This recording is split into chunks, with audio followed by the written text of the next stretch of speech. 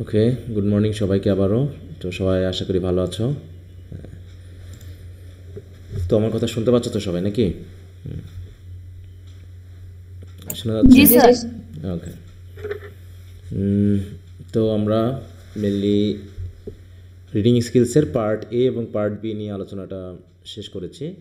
Part সিটা বাকি আছে। পার্ট সিটা আসলে ইন্ট্রোডাকশন টু পোয়েট্রির সাথে রিলেটেড। ওখান থেকে প্রায় আমরা পার্ট সি এর 80% শিখে যাব, ঠিক আছে? তারপরে আমরা আবার পার্ট সিতে চলে আসব। তাহলে আমাদের জন্য সময়টা বেঁচে যাবে। তা নাহলে এখানে আলোচনা ওখানে আলোচনাতে আবার সমস্যা হবে। কারণ ইন্ট্রোডাকশন টু পোয়েট্রির অনেক কবিতা আছে যেগুলো তোমাদের পার্ট সিতে আসার মতো রিডিং স্কিলসে।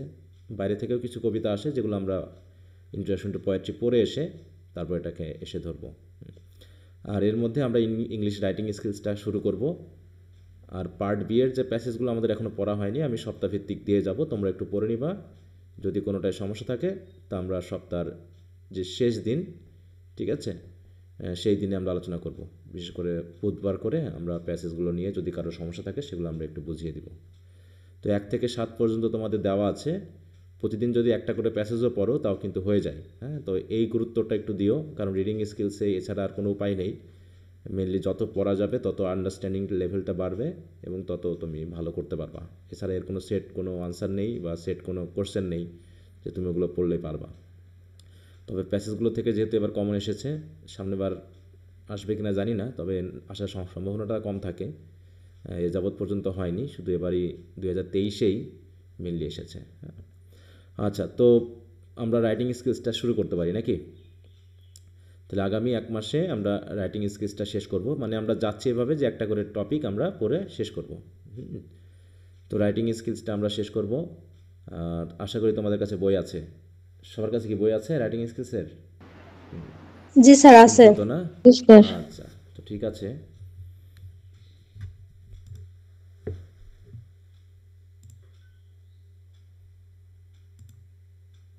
আচ্ছা, রাইটিং স্কিলসের ব্যাপারটা আমার যেহেতু সরাসরি বই থেকে পড়াবো না, কয়েকটা চ্যাপ্টার আগে প্রথমে আমরা একটু বোঝার চেষ্টা করব। অনেক থিওরি রয়েছে যেগুলো রাইটিং স্কিলসের বইয়ে সবগুলো নাই। তো সেটা পড়াবো, তারপরে আমরা বই থেকে পড়ার চেষ্টা করব।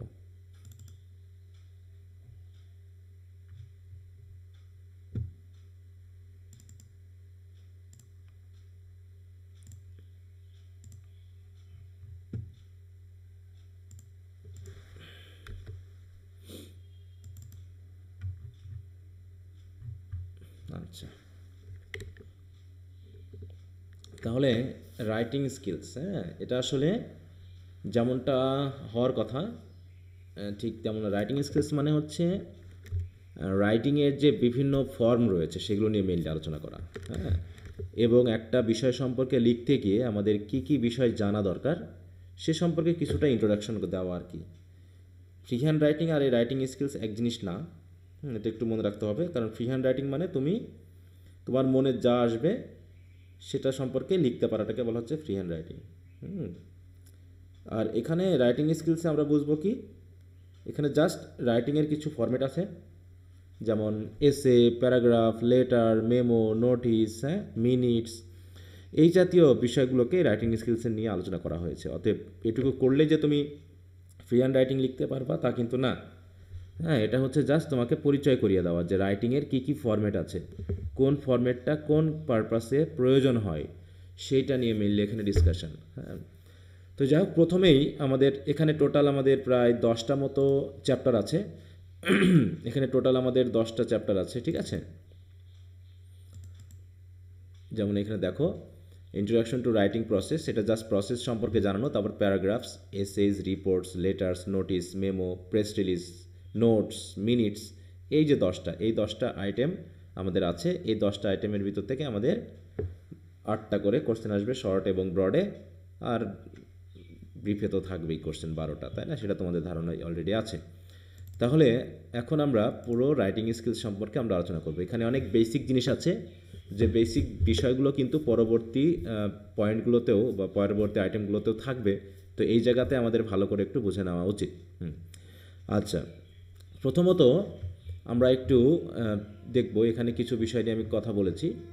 দেখো, প্রথমে হচ্ছে ইন্ট্রোডাকশন টু রাইটিং স্কিলসে আসলেই যেটা আসে প্রত্যেকটা ভাষাতে কয়টা করে স্কিলস আছে বলো তো? প্রত্যেকটা ভাষাতে আমরা কয়টা করে স্কিলস পাই? বেসিক স্কিলস বা মেইন স্কিলস জানা আছে? হুম, বলতে পারবা? স্যার আবার একটু বলেন, এই যে সাউন্ড প্রবলেমের জন্য শুনতে পারি না। আচ্ছা, বলছি একটা ভাষাতে স্কিলস কয়টা? কয়টা স্কিলস থাকে? স্যার চারটা। চারটা। চারটা স্কিলস থাকে, তাই তো? সেগুলো কি কি জি স্যার। বলো তো? লিসেনিং, স্পিকিং, রিডিং আর লিসেনিং, রাইটিং। Writing, spelling. হ্যাঁ, প্রথমে হচ্ছে লিসেনিং, তারপর হচ্ছে স্পিকিং, তারপর হচ্ছে রাইটিং, অ্যান্ড দেন হচ্ছে, আচ্ছা প্রথমে রিডিং আসে, মানে যদি আমরা ধারাবাহিকভাবে যাই, রিডিং অ্যান্ড দেন হচ্ছে রাইটিং। এই, তাহলে ভাষাটা কি আসলে? আমরা যে ভাষা ব্যবহার করি এটা দিয়ে আসলে কি বোঝায়? হুম, ভাষা কি জিনিস? দেখো, ভাষা হচ্ছে কি একটা সিস্টেম অফ কমিউনিকেশন, তাই তো? এটা আমরা কোনো, দেখো কী ব্যবহার করি, which consist of sounds and written symbols. দেখো, স্পোকেনের জন্য সাউন্ডস আর রিটেনের জন্য রিটেন সিম্বল, তাই না? এই যে আমরা যেগুলো দেখতেছি, এইটা, এটা একটা সিম্বল, হ্যাঁ, এটা কি সাউন্ডকে রিপ্রেজেন্ট করে? তাতে এই সাউন্ডটাকে নির্দেশ করে, তাই না? তারপরে এটা, সরি, এটা নাম হচ্ছে সি, কিন্তু সে রিপ্রেজেন্ট করে বিভিন্ন সাউন্ডকে। সেটা খ নির্দেশ করতে পারে, চ নির্দেশ করতে পারে, তাই না? বিভিন্ন সাউন্ডকে রিপ্রেজেন্ট করে।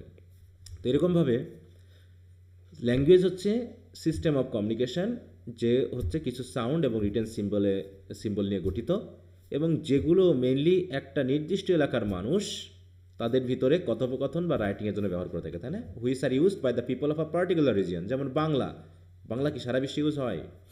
বলো। না স্যার। না, হয় না, তাই না? অথবা দেখো, country or region for talking or writing, এটা। In fact language is structured system. তা তোমরা এগুলো পড়তে পারবা, এগুলো নিয়ে আমি কথা বলছি না। তো ল্যাঙ্গুয়েজ কি, পশুদের ল্যাঙ্গুয়েজ এবং মানুষের ল্যাঙ্গুয়েজের মধ্যে পার্থক্য কি, এই বিষয়গুলো বলা আছে, তাই না? দেখো, animals have amazing forms of communication.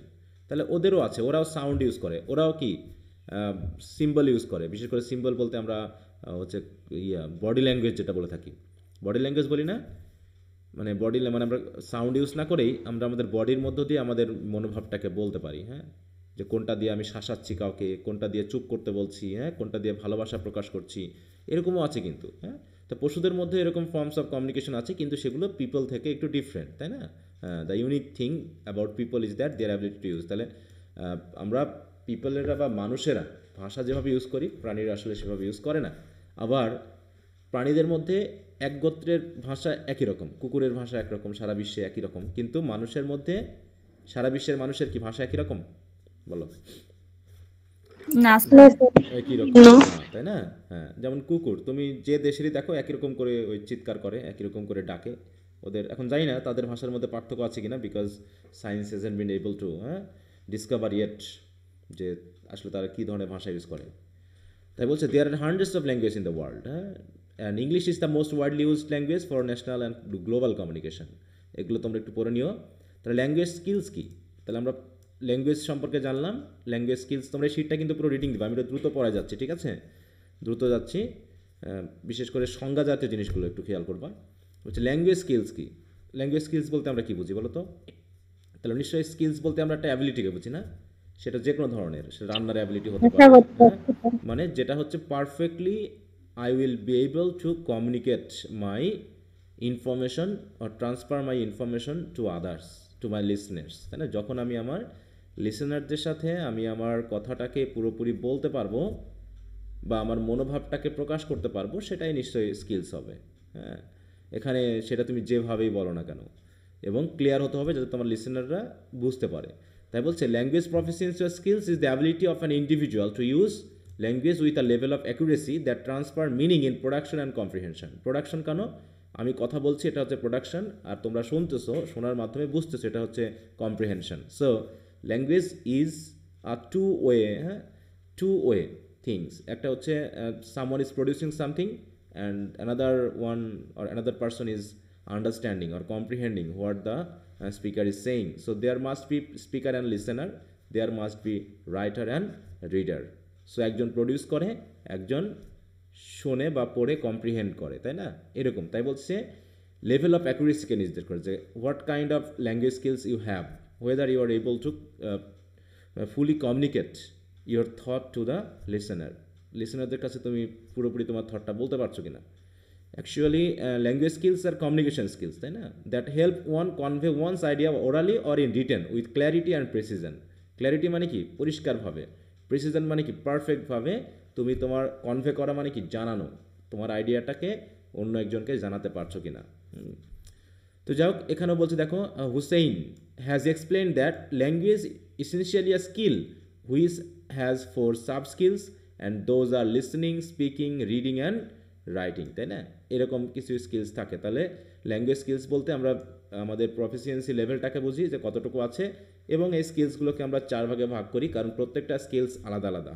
কেউ লিসেনিংয়ে ভালো হলেও স্পিকিংয়ে ভালো নাও হতে পারে, কেউ রিডিংয়ে ভালো হলেও রাইটিংয়ে ভালো নাও হতে পারে, because all the skills are different skills and they need to be practised properly so that you can gain ability on this skills, তাই না? স্কিলসগুলোকে আমাকে ভালো মতো শিখতে হবে, জানতে হবে, তা না হলে একটা স্কিলস কখনোই তোমার আরেকটা স্কিলসকে রেফার করে না। এই জন্য আইএলসে কয়টা পরীক্ষা দেওয়া লাগে জানো তো? আইএলস পরীক্ষায় কয়টা স্কিলসের পরীক্ষা দেওয়া লাগে জানা আছে? জি স্যার, 4টা স্কিল। 4টাই দেওয়া লাগে, তাই না? এবং 4টার আলাদা আলাদা স্কোর হয়। হ্যাঁ, তো যাই হোক, এই যে 4টা স্কিলস, এই 4টা স্কিলসকে আমরা আবার ডিফারেন্ট ওয়েতে আমরা 2টা স্কিলসে ভাগ করেছি। দেখো, ক্যাটাগরিজ হচ্ছে একটা ওরাল ফর্ম, একটা হচ্ছে রিটেন ফর্ম। ওরাল ফর্ম মানে যেটা মৌখিক, এই যে আমি কথা বলছি, হ্যাঁ, এটা হচ্ছে this is a oral form, and you are listening, this is also oral form. হ্যাঁ, তাহলে ওরাল ফর্ম মানে হচ্ছে যেখানে কোনো রিটেন ফর্মেটের প্রয়োজন নাই এবং সেটা সবাই বুঝতে পারে। যেমন যে যারা অশিক্ষিত বা যারা একাডেমিক পড়াশোনা করেনি, নিজের নামও সই করতে পারে না, তারা কি কথা বলতে পারে না বলো তো? জি এবং স্যার। তারা কি কথা বলে বুঝে না? এটা হচ্ছে, তাহলে এটা অবশ্যই বুঝে। হ্যাঁ, এই জন্য এগুলো হচ্ছে প্রাইমারি স্কিলস, তাই না? একদম বেসিক স্কিলস। এগুলোর জন্য কোনো একাডেমিক এডুকেশনের প্রয়োজন নেই। হ্যাঁ, ছোট বাচ্চা জন্মের পর থেকেই শুনতে থাকে, তাহলে লিসেনিং করতে থাকে, লিসেনিং করতে করতে তার সফট মাইন্ডে কিছু সাউন্ড বা ফর্ম গঠিত হয়ে যায়, পরবর্তীতে সে আবার এগুলোকে ইউজ করতে শুরু করে, যেটা হচ্ছে স্পিকিং। তো দেখো, আমরা যেটা লিসেনিং মানে হচ্ছে গ্রহণ করা, এগুলোকে বলা হয় রিসেপটিভ স্কিলস। হ্যাঁ, যেগুলো দিয়ে তথ্য ইনফরমেশন নেওয়া হয়, সেটাকে বলে রিসেপটিভ স্কিলস। আর এক্সপ্রেসিভ বা প্রোডাক্টিভ স্কিলস হচ্ছে যেগুলো দিয়ে তথ্য তৈরি করা হয়, তাই না? যেমন আমি এখন পড়াচ্ছি, এটা একটা information, I have produce this information and you have listen to it and you have understood that I am just teaching you, তাই না? আমি তোমাদেরকে পড়াচ্ছি। তাহলে এই যে ব্যাপারটা, এটা হচ্ছে কি, জাস্ট কমিউনিকেশনে ওয়ান ওয়ে না, এটা 2 ওয়ে, তাই তো? একজন বলে, একজন শোনে, বা একজন লেখে আর একজন পড়ে, এইভাবে কিন্তু তথ্য বিনিময় হয়। যদি একজন ব্যক্তি থাকে, সেখানে কি ল্যাঙ্গুয়েজের প্রয়োজন আছে বলো তো? একজন ব্যক্তি যদি থাকে, না স্যার। হ্যাঁ, সেখানে কমিউনিকেশন যেহেতু হচ্ছে না, অতএব এখানে ল্যাঙ্গুয়েজের প্রয়োজন নেই। কিন্তু এখানেও ল্যাঙ্গুয়েজের প্রয়োজন আছে। কখন? হোয়েন ইউ আর থিঙ্কিং, যখন তুমি চিন্তা করছো, তখন ল্যাঙ্গুয়েজের প্রয়োজন না? আমরা কোন ভাষায় চিন্তা করি? আমরা বাঙালিরা বলো তো, আমরা কোন ভাষায় বাংলা। চিন্তা করি? হ্যাঁ, আমরা আমাদের, তাহলে ভাষা এমন একটা জিনিস যেটা আমার মানে কমিউনিকেশনের প্রয়োজন না হলেও আমি আমার সত্তার সাথে যখন চিন্তা করব, তখনও কিন্তু এই ভাষাতেই আমি চিন্তা করছি। হ্যাঁ, আমি যখন স্বপ্ন দেখতেছি, তখন আমি বাংলাতেই স্বপ্ন দেখতেছি। হ্যাঁ, কিন্তু একটা স্যার বলেছিলেন যে তুমি যদি ইংরেজি শিখতে চাও, তাহলে ইংরেজিতে তোমাকে স্বপ্ন দেখতে হবে। যে when you are able to dream in English, then it is a sign that you have gained a good ability in English. হ্যাঁ, তুমি স্বপ্নে ইউজ করছো মানে তোমার মানে কি বলো, মনের ভিতরে ইংরেজির একটা ছাপ পড়ে গেছে, এই জন্য তুমি কিন্তু ইংরেজি বলতে পারতেছো। অতএব এটা কি কারো হয় বলো? কেউ পর্যন্ত স্বপ্ন দেখছো ইংরেজিতে? জি না। দেখো নি, তাহলে তো না ইংরেজি স্যার। শেখা হলো না। তাহলে কি করে হলো? ইংরেজিতে সব এখনো এই 7-8 মাস হয়ে গেল, ইংরেজিতে স্বপ্ন দেখোনি, তাহলে হবে? মানে এটা নির্দেশ করে যে তুমি এমন পড়বা যে তোমার মনের ভিতরে ইংরেজি সবসময় আওড়াবে, মানে তোমার ইন্টারনাল মাইন্ড কাজ করবে। যতক্ষণ না এই ইন্টারনাল মাইন্ডটা কাজ করছে, ততক্ষণ পর্যন্ত ভাবতে হবে তুমি এটার প্রতি প্যাশনেট না, বা তুমি এটা এখনও শেখার পর মানে গ্রহণ করার পর্যায়ে আসনি। এই জন্য এত পরিমাণে পড়তে হবে যে তুমি রাতেও ইংরেজিতে স্বপ্ন দেখতেছো, এরকমটা যেন হয়। ঠিক আছে? হ্যাঁ, ওকে। তো তাই বলছি, দেখো তাহলে কি দাঁড়ালো আমাদের? আমরা ক্যাটাগরি 2ভাবে নিয়েছি, একটা হচ্ছে লেখা নাকি মৌখিক, এটা হচ্ছে oral form and written form. আর একটা হচ্ছে তথ্য কি গ্রহণ করা নাকি প্রডিউস করা, এইভাবে আমরা এই চারটাকে কিন্তু ভাগ করেছি, তোমরা একটু খেয়াল করে নাও। তাহলে হচ্ছে লিসেনিং এবং রিডিং, এটাকে আমরা বলতে পারি রিসেপ্ট স্কিলস, অথবা এদিকে আমরা লিসেনিং এবং স্পিকিংকে বলতে পারি ওরাল ফর্ম, আর রিডিং এবং রাইটিংকে বলতে পারি কি রিটেন ফর্ম, তাই না? আর এক্সপ্রেসিভ প্রোডাক্টিভ স্কিল হচ্ছে স্পিকিং এবং রাইটিং। এই কথাটা কি বুঝতে পেরেছো তোমরা? বলো তো। না স্যার, বুঝি নাই। তাহলে তো বলতে হবে রিসেপটিভ স্কিলস মানে কি। আমি বললাম কি রিসেপটিভ মানে কি, গ্রহণ করা, তথ্য গ্রহণ করা। এই যে তুমি যে বললা যে স্যার আমি বুঝি নাই, আমি আমি তো তথ্যটা গ্রহণ করলাম কিসের মাধ্যমে বলো? শোনার মাধ্যমে। শোনার মাধ্যমে, অথবা তুমি লিখে দিতা। তোমার যদি মনে হয় যে তুমি ওই করতে, তাই তো তুমি মনে করো নেট তোমার ইয়াতে কাজ করছে না মাইক্রোফোনে, তাই তুমি মেসেজে লিখে দিয়েছো, তখন আমি কেমনভাবে তোমার তথ্যটা নিব, কীভাবে নিব? পড়ার মাধ্যমে। তাহলে এই দুটো। তার রিসেপটিভ স্কিলস মানে কি, তথ্য গ্রহণ করা, আমি এটাই বললাম, নাকি বোঝোনি এখনো? স্যার এটা বুঝছি। হ্যাঁ, তাহলে এই দুটা হচ্ছে রিসেপটিভ, এই ঘরের এই ইয়ারটা হচ্ছে রিসেপটিভ। আর এক্সপ্রেসিভ বা প্রোডাক্টিভ কি, এই যে আমি কথা বলতেছি, প্রডিউস করছি, তোমরা কি করছো বলো?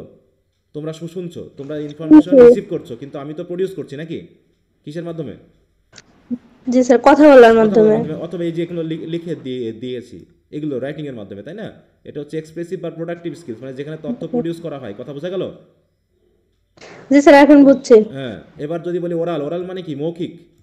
যাদের কোনো আমি যদি এগুলো বন্ধ করে দিই, তুমি কি আমার কথা শুনে বুঝছো না বলো তো? আমি কথা বলছি, কোনো রিটেন ফরম্যাটের মানে প্রয়োজন আছে না, মৌখিক হচ্ছে এটা?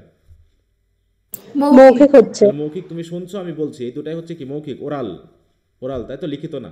আর রিটেন কি, রিটেন হলে যে আমি এখানে লিখছি আর তুমি সেটা পড়বা, তার মানে রিডিং এবং রাইটিং, ঠিক আছে? তো এই দুটা হচ্ছে কি রিটেন ফর্ম। তাহলে যদি বলা রিটেন ফর্ম কি কি, রিডিং এবং রাইটিং। ওরাল ফর্ম কি কি, লিসেনিং অ্যান্ড স্পিকিং। এবার যদি বলা রিসেপটিভ স্কিল কোনগুলো, লিসেনিং অ্যান্ড রিডিং, তাই তো। আর এক্সপ্রেসিভ বা প্রোডাক্টিভ স্কিলস কোনগুলো, স্পিকিং এবং রাইটিং। কি কথা বোঝা গেল? জি স্যার। জি জি স্যার। স্যার। তাই বলতেছে দেখো, oral language skills, sometimes called spoken language skills, including listening and speaking. On the other hand, reading and writing are involved in written forms. Again, listening and reading are related to receiving information. তোমরা এটা পড়ে নিবা, আমি আর পড়ে সময় নষ্ট করছি না, এটা বুঝতে পারবা। যেহেতু আমরা রাইটিং স্কিলসে আছি, এই জন্য আমাদের দেখো, আমাদের ইংরেজির সমস্যাটা কোন জায়গায়? সমস্যাটা হলো এই জায়গায় যে we are not actually practising all the skills. We have focused here only 2 languages, 2 skills, listening এবং রিটেন অ্যান্ড রিডিং, তাই না? শুধু রিটেন ফর্মেটটাকে আমরা কিন্তু আলোচনা করছি, কারণ তোমাদের ফার্স্ট ইয়ারের কোর্স আছে English reading skills, English writing skills, but there are no skills of listening and speaking. এটা নিয়ে আমাদের একটা কোর্স থাকা লাগতো, যে একটাই কোর্স করতো যেখানে লিসেনিং এবং স্পিকিং একসাথে থাকবে, and you will be marked on it. এটার উপর তোমাকে মার্ক করা হবে। এটা যদি হতো তাহলে ইংলিশ ল্যাঙ্গুয়েজের ব্যবহারটা তোমাদের জন্য আরও বেশি কার্যকর হতো আর কি। But we are not doing this and you are just lacking behind on this skills. এগুলো নিয়ে তুমি পিছিয়ে পড়ছো, কিন্তু ইংরেজিতে পড়া সত্ত্বেও দেখা যাচ্ছে অনেকে কথা বলতে পারছো না, অনেকে পড়ে মানে লিসেনিং করে বুঝতে পারছো না। These are the problems, these are the lack. Okay, বলছে দেখো রাইটিং স্কিলস ইন ইংলিশ। তাহলে রাইটিং কি, মানে কি বলবো আমরা, ওই 4টা স্কিলসের মধ্যে একটা, তাই না? Writing is one of the 4 communication skills of A language. এবং রাইটিংটা কিসের মাধ্যমে হয়? নিশ্চয়ই এখানে কিছু লেটার্স আছে, তাই না? কিছু অ্যালফাবেট আছে, পাংচুয়েশন আছে, স্পেসেস আছে। So it is the process of using symbols like letters of alphabets, তাই তো, punctuation, spaces to communicate thoughts and ideas in a readable form. তাহলে যখন আমি লিখি তখন আরেকজন পড়ে, তাই না?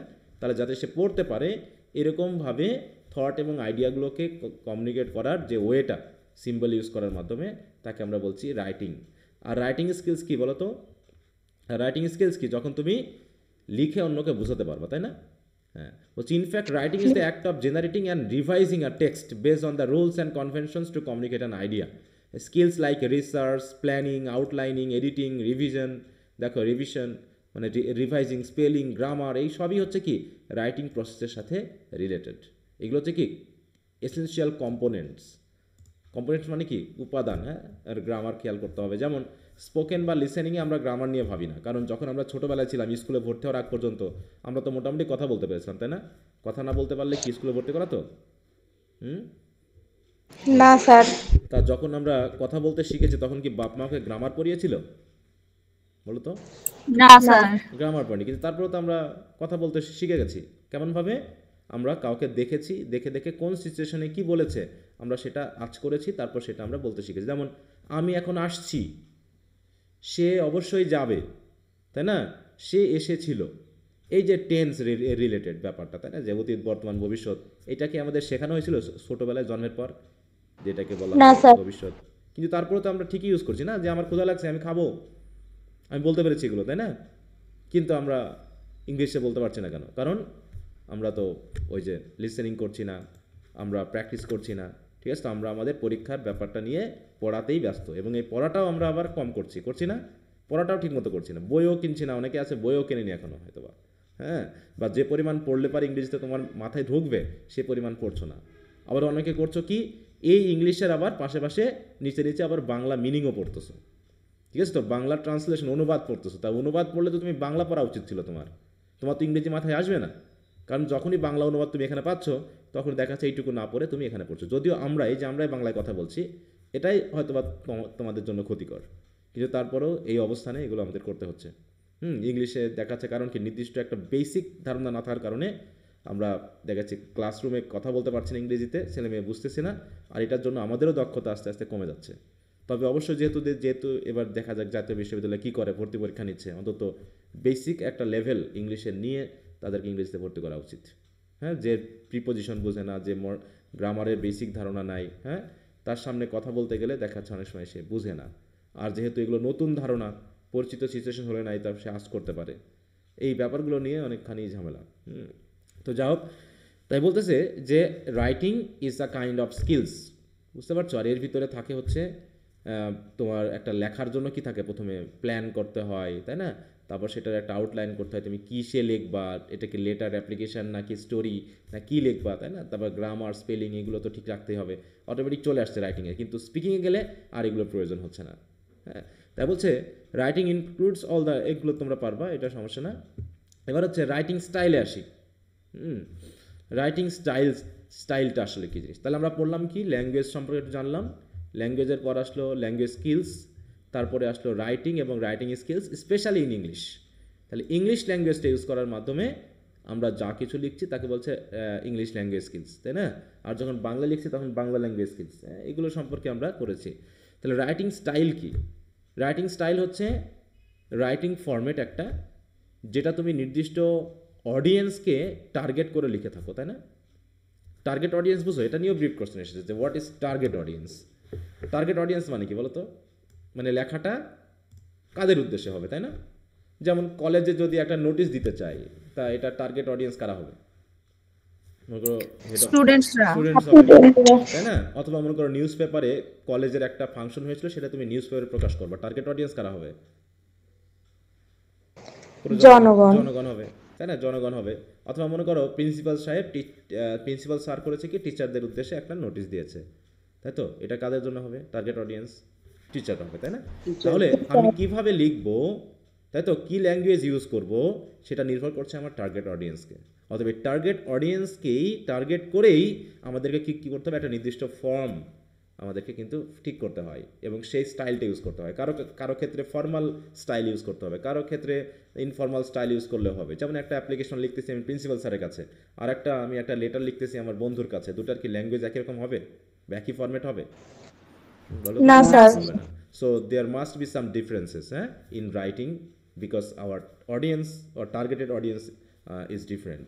হ্যাঁ, এই জায়গায় খেয়াল করতে হবে। তাই বলছে in writing styles play a significant role in making the writing good and readable to the readers. হ্যাঁ, তাহলে গুড অ্যান্ড রিডেবল, দেখো এরকমভাবে কিন্তু তোমাদের বইয়ে নাই, আছে এগুলো বিষয়গুলো? তোমাদের বইয়ে কিন্তু কোশ্চেন বেস আলোচনা করা কিছু আছে। হ্যাঁ, তো এগুলো আমি নিজে এগুলোতে একটু তৈরি করার চেষ্টা করি, যাতে একটা ধারাবাহিক আলোচনা চলে আসে, কারণ এই আলোচনাগুলোই দেখবো যে তোমার রাইটিংয়ে গিয়ে আবার কাজে লাগতেছে। কারণ ওখানে জাস্ট কোশ্চেন বেস আলোচনা, পরীক্ষায় আসছে কোশ্চেন, আনসার দিয়ে দিয়েছে, এই একটা সমস্যা, মানে কমপ্লিট ধারণাটা আমরা পাচ্ছি না একটা প্রসেসের।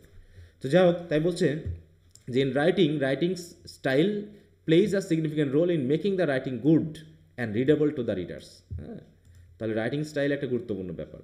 In fact, writing style suggests how the writer decides to express himself and herself through writing. তাহলে রাইটিংয়ের স্টাইলটা হচ্ছে কীভাবে একজন রাইটার তার তথ্যগুলোকে বা তার নিজের চিন্তাগুলোকে এক্সপ্রেস করবে রাইটিংয়ের মাধ্যমে। অতএব এটা তোমরা জানো, এটা পড়তে পারবা।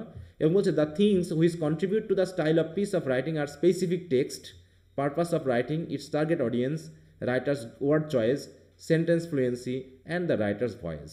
হ্যাঁ, তাহলে কোন জিনিসগুলো মেনলি রাইটিং স্টাইলের জন্য গুরুত্বপূর্ণ? তো রাইটিং স্টাইলের জন্য গুরুত্বপূর্ণ কোনগুলো? দেখো বলছে things which contribute to the writing style of a piece of writing. কোনগুলো? এই যে আর স্পেসিফিক কনটেক্সট, না একটা কনটেক্সট থাকতে হবে যে কোন বিষয়ে তুমি লিখবা, পারপাস অফ রাইটিং কী উদ্দেশ্যে লিখবা, টার্গেটস অডিয়েন্স, তাই তো এর অডিয়েন্স কারা হবে, রাইটার্স ওয়ার্ড চয়েস যাদের উদ্দেশ্যে আমি লিখছি তারা কোন ধরনের ওয়ার্ড বুঝে, হার্ড নাকি স্মুথ বা সিম্পল ওয়ার্ড ল্যাঙ্গুয়েজ ইউজ করতে হবে, সেন্টেন্স ফ্লুয়েন্সি আমি কি সিম্পল সেন্টেন্স ইউজ করবো নাকি কমপ্লেক্স কম্পাউন্ড ইউজ করে বড় বড় সেন্টেন্স ইউজ করবো, সেটাও একটা নির্ভর করছে, অ্যান্ড দ্য রাইটার্স ভয়েস এবং কোন ভয়েসে তিনি লিখবেন, হ্যাঁ সাবজেক্টিভ হবে না অবজেক্টিভ হবে, কীভাবে তিনি উপস্থাপন করবেন। সুতরাং however there are 4 major types of writing style, দেখো which are narrative, descriptive, expository and persuasive writing. তাহলে বলা হচ্ছে প্রধানত যে কোনো ভাষাতেই 4 ধরনের রাইটিং স্টাইল থাকে। কোনোটা ন্যারেটিভ হতে পারে, ডেসক্রিপটিভ হতে পারে, এক্সপোজিটরি হতে পারে, পারসুয়েসিভ হতে পারে। এগুলো কী জিনিস আমরা প্যারাগ্রাফে আলোচনা করবো, ঠিক আছে। ন্যারেটিভ মানে কি? আমরা প্রথমত কোনো কিছু ন্যারেট করি অথবা কোনো কিছু ডেসক্রাইব করি বা কোনো কিছু এক্সপোজ করে দিই মানুষের কাছে, অথবা কাউকে কোনো কাজ করার জন্য উৎসাহিত করি। পারসুয়েসিভ মানে কি? উৎসাহিত করা। ন্যারেটিভ মেনলি কোনো ঘটনার সাথে যায়, যেখানে একটা ঘটনা আছে, যেমন নিউজ পেপার রিপোর্ট। হ্যাঁ, নিউজ পেপার রিপোর্টে এমন একটা অ্যাক্সিডেন্ট হয়েছে, অ্যাক্সিডেন্টটা যখন লিখবে তখন কি একটা ধারাবাহিকতা গল্প আছে না এর ভিতর। অ্যাক্সিডেন্ট হলে পারে বলো, তখন এটা হবে কি ন্যারেটিভ রাইটিং। ডেসক্রিপটিভ রাইটিং কি? ডেসক্রিপটিভ রাইটিং হচ্ছে মনে করো যে কোনো একটা বিষয় সম্পর্কে বোঝানো জনগণকে, হ্যাঁ যে পপুলেশন প্রবলেম হচ্ছে, মনে করো পপুলেশন প্রবলেম, সেটা নিয়ে নিউজ পেপারে রিপোর্ট হয়েছে। এটা কি কোনো গল্প না কোনো তত্ত্ব? এটা তত্ত্ব। তাহলে তত্ত্ব হলে পারে বুঝতে হবে, মনে করো তত্ত্ব বা তথ্য হলে পারে বুঝতে হবে এটা ডেসক্রিপটিভ হবে। আর এক্সপোজিটরি মানে হচ্ছে কারো কাছে জানা ছিল না, হ্যাঁ কেউ জানতো না, রিসার্চ করে বোঝা গেল যে এটা এই ঘটনা। যেমন পপুলেশন প্রবলেমের একটা নতুন হয়তো কারণ থাকতে পারে, যেই কারণে হয়তো পপুলেশন প্রবলেমটা বেশি, মানে জনগণ বাড়ছে বেশি। এটা কারণটা কি হতে পারে? যে শিক্ষা না থাকা বা হচ্ছে মানুষের মধ্যে মানে কি বলবো, একটা জনসংখ্যা বেশি হলে পারে কী ধরনের প্রবলেম হয়, তাই তো সেগুলো হয়তো জানতো না, এখন এটা রিসার্চ করে বার করা হয়েছে, বের করে জনগণকে জানানো হলো, এটা হলো এক্সপোজিটরি। আর পারসুয়েসিভ মানে কি? যে পার্সু করা, জনগণকে বোঝানো যে তোমরা বা আপনারা মানে বেশি সন্তান নিয়েন না, অল্প বয়সে বিয়ে করেন না, তাই তো এরকমভাবে পার্সু করার জন্য যে রাইটিং, সেটা হচ্ছে persuasive writing. So these are the writing style. হ্যাঁ, এরকমভাবে আরও আছে যেগুলো এই 4টাকে ডিপেন্ড করে, আরও আছে, হ্যাঁ কম্প্যারিজন, কন্ট্রাস্ট, ঠিক আছে তো, লিস্টিং, এক্সাম্পল, অনেক রাইটিং আছে। এই মেজর 4টা রাইটিং থেকেই মেনলি ওইগুলো চলে আসে। তবে মানে বিভিন্ন সময় পরীক্ষাতে বিভিন্ন আসে, কখনো 5 টাইপস, কখনো যদি বলে what are the major types of writing, তখন এই 4টা তোমরা দিতে পারো। অথবা বইয়ে যেগুলো আছে মোটামুটি 12-13টা আছে, হ্যাঁ 12-13টা আছে, তোমরা মোটামুটি ওখান থেকে দিতে পারো, কারণ এর স্পেসিফাই করা নেই কোনো যে আসলে কয়টাকে আমরা ধরবো। তবে এই 4টাকে মেনলি ধরা হয়, কারণ এই 4টার উপর ডিপেন্ড করেই বাকিগুলো। আসলে তাও না, বলা যায় যে 2টা, ন্যারেটিভ আর ডেসক্রিপটিভ, কারণ এই ডেসক্রিপটিভের মধ্যে আবার এক্সপোজিটরি, পারসুয়েসিভ, কম্প্যারিজন, কন্ট্রাস্ট, হ্যাঁ এগুলো চলে আসে। তো ওগুলো নিয়ে আমরা পরে কথা বলবো। এখন আসি ফর্মাল অ্যান্ড ইনফর্মাল রাইটিং কি। তাহলে আমরা রাইটিং স্টাইল সম্পর্কে একটু জানলাম, যে রাইটিং স্টাইল কি, কেন লাগে, এই রাইটিং স্টাইলের মধ্যে কী কী বিষয় থাকে। এরপর হচ্ছে formal and informal writing. Formal এবং ইনফর্মাল রাইটিং আসলে কি? তাহলে এটা কার উপর ডিপেন্ড করে বলো তো? ফর্মাল হবে না ইনফর্মাল হবে? এটা কার উপর ডিপেন্ড করে? কার কাছে লিখছে তার উপর, তাই তো। হ্যাঁ, টার্গেট অডিয়েন্সের উপর কাছে ডিপেন্ড করতেছে যে আমি আসলে কাকে লিখছি এটা। তা বলছে দেখো, এবং যখন আমি লিখবো তখন এটা আবার ডিপেন্ড করে আরও 2-3টা বিষয়ের উপর, হ্যাঁ যে আমি কীভাবে লিখবো, এর ল্যাঙ্গুয়েজ কেমন হবে, ইত্যাদি ইত্যাদি। তা বলছে according to the uses of writing for communication there are 2 types depending on the special rules or procedures of writing format, tone and language, তাই তো। টোন, ল্যাঙ্গুয়েজ, রাইটিং ফরম্যাটের উপর ডিপেন্ড করে। Writing is of formal and informal. তাহলে writing হচ্ছে কয় প্রকার? Writing is of formal and informal, এটা তাই তো। Formal writing is a pattern, এটা খেয়াল রাখবা, এই সংজ্ঞাগুলো খেয়াল রাখবা। প্যাটার্ন যেখানে কি হয়, which is mean for academic, institutional and business purposes. It avoid certain things like colloquial words or expression. Colloquial মানে কি, প্রাত্যহিক যে আমরা কমিউনিকেশনে ব্যবহার করে থাকি, তাই তো কলোকুয়াল ল্যাঙ্গুয়েজ বা স্ল্যাং ওয়ার্ড বা একদম সাধারণ ভাষা, এগুলো কিন্তু আমরা অ্যাভয়েড করে যাই, তাই না? এছাড়া আমরা কন্ট্রাকশন করি না। কন্ট্রাকশন মানে কি, অবশ্যই ফর্মাল রাইটিংয়ে আমরা যেগুলো আনবো না, এই কথাগুলো কিন্তু খেয়াল রাখবা, কারণ এখানে মোটামুটি প্যারাগ্রাফে, এসেতে, সব জায়গাতে এটা আসবে যে ইনফর্মাল রাইটিংয়ের বৈশিষ্ট্য কী, ফর্মাল রাইটিংয়ের বৈশিষ্ট্য কী, ইনফর্মাল এবং ফর্মালের মধ্যে পার্থক্য দেখাও। হ্যাঁ, এখানে কোনটা ইউজ হয় কোনটা ইউজ হয় না, তাহলে খেয়াল করতে পারছো যে ফর্মালে আমরা কলোকুয়াল ওয়ার্ড ইউজ করি না বা এক্সপ্রেশন ইউজ করি না, তার মানে এটা ইনফর্মালে হয়। কন্ট্রাকশন ইউজ করি না, তাহলে যেমন হচ্ছে শান্ট, ক্যান্ট, ওয়ান্ট, এই যে কন্ট্রাকশন, এগুলো কখনোই ফর্মাল রাইটিংয়ে বা স্পোকেন ইউজ হয় না। স্ল্যাং ওয়ার্ড মানে কি, খুবই কমন ওয়ার্ডগুলো, কিছুটা গালাগালি সম্পর্ক আছে না? যেমন আমরা গ্রামে যখন কথা বলি সাধারণ মানুষের সাথে, কিছু গালাগালি আমরা এমনি বলি না, মনে হয় যেন এটা খুবই সাধারণ কথাবার্তা। শালা সুমন্দি বলেন, এগুলো শালা, এরকম বলি না আমরা অনেক সময়। বা এমন কিছু গালাগালি আছে যেগুলো বন্ধু বান্ধবদের মধ্যে ইজিলি বলে ফেলি, কিন্তু এগুলো কি ফর্মাল সিচুয়েশনে বলা যাবে? বলো তো। না স্যার। মনে করো আমি ভাষণ দিয়ে যেতে আমি ভুল হয়ে গেছে, শালা বলে দিলাম, নাকি এটা কি হবে ভাষণে বা ক্লাসরুমে বললে হবে? হ্যাঁ, বললে হবে। না স্যার। তাহলে হচ্ছে কি, একদম ইনফর্মাল সিচুয়েশনে আমরা এগুলো মেনলি বলে থাকি, ঠিক আছে? এগুলো একটু খেয়াল রাখতে হবে। তারপরে কি দেখো, আর কি বাদ যায়? ক্লিশেস মানে হচ্ছে প্রতিনিয়ত একই শব্দ ইউজ করা, মানে ব্যবহার করতে করতে পুরো খ্যাত হয়ে গেছে, এমন শব্দ ইউজ করা যাবে না। অ্যাব্রিভিয়েটিভ ওয়ার্ডস, যতটুকু পারা যায় ফুল ওয়ার্ড লিখতে হবে, অ্যাব্রিভিয়েশন ইউজ করা যাবে না। Using first and second person pronounce etcetera, এবং তুমি ফার্স্ট বা সেকেন্ড পারসন প্রোনাউন ইউজ করতে পারো, থার্ড পারসন ইউজ করা যাবে না। তাহলে এগুলো হচ্ছে কি ফর্মালে এবং ইনফর্মালের মধ্যে পার্থক্য। যদি প্রশ্ন আসে যে write some differences between formal and informal writing, তখন তোমাকে এটা একটা একটা করে দিতে হবে। তো এখানে দেখো প্রায় 4-5টা পার্থক্য আছে, তাই না?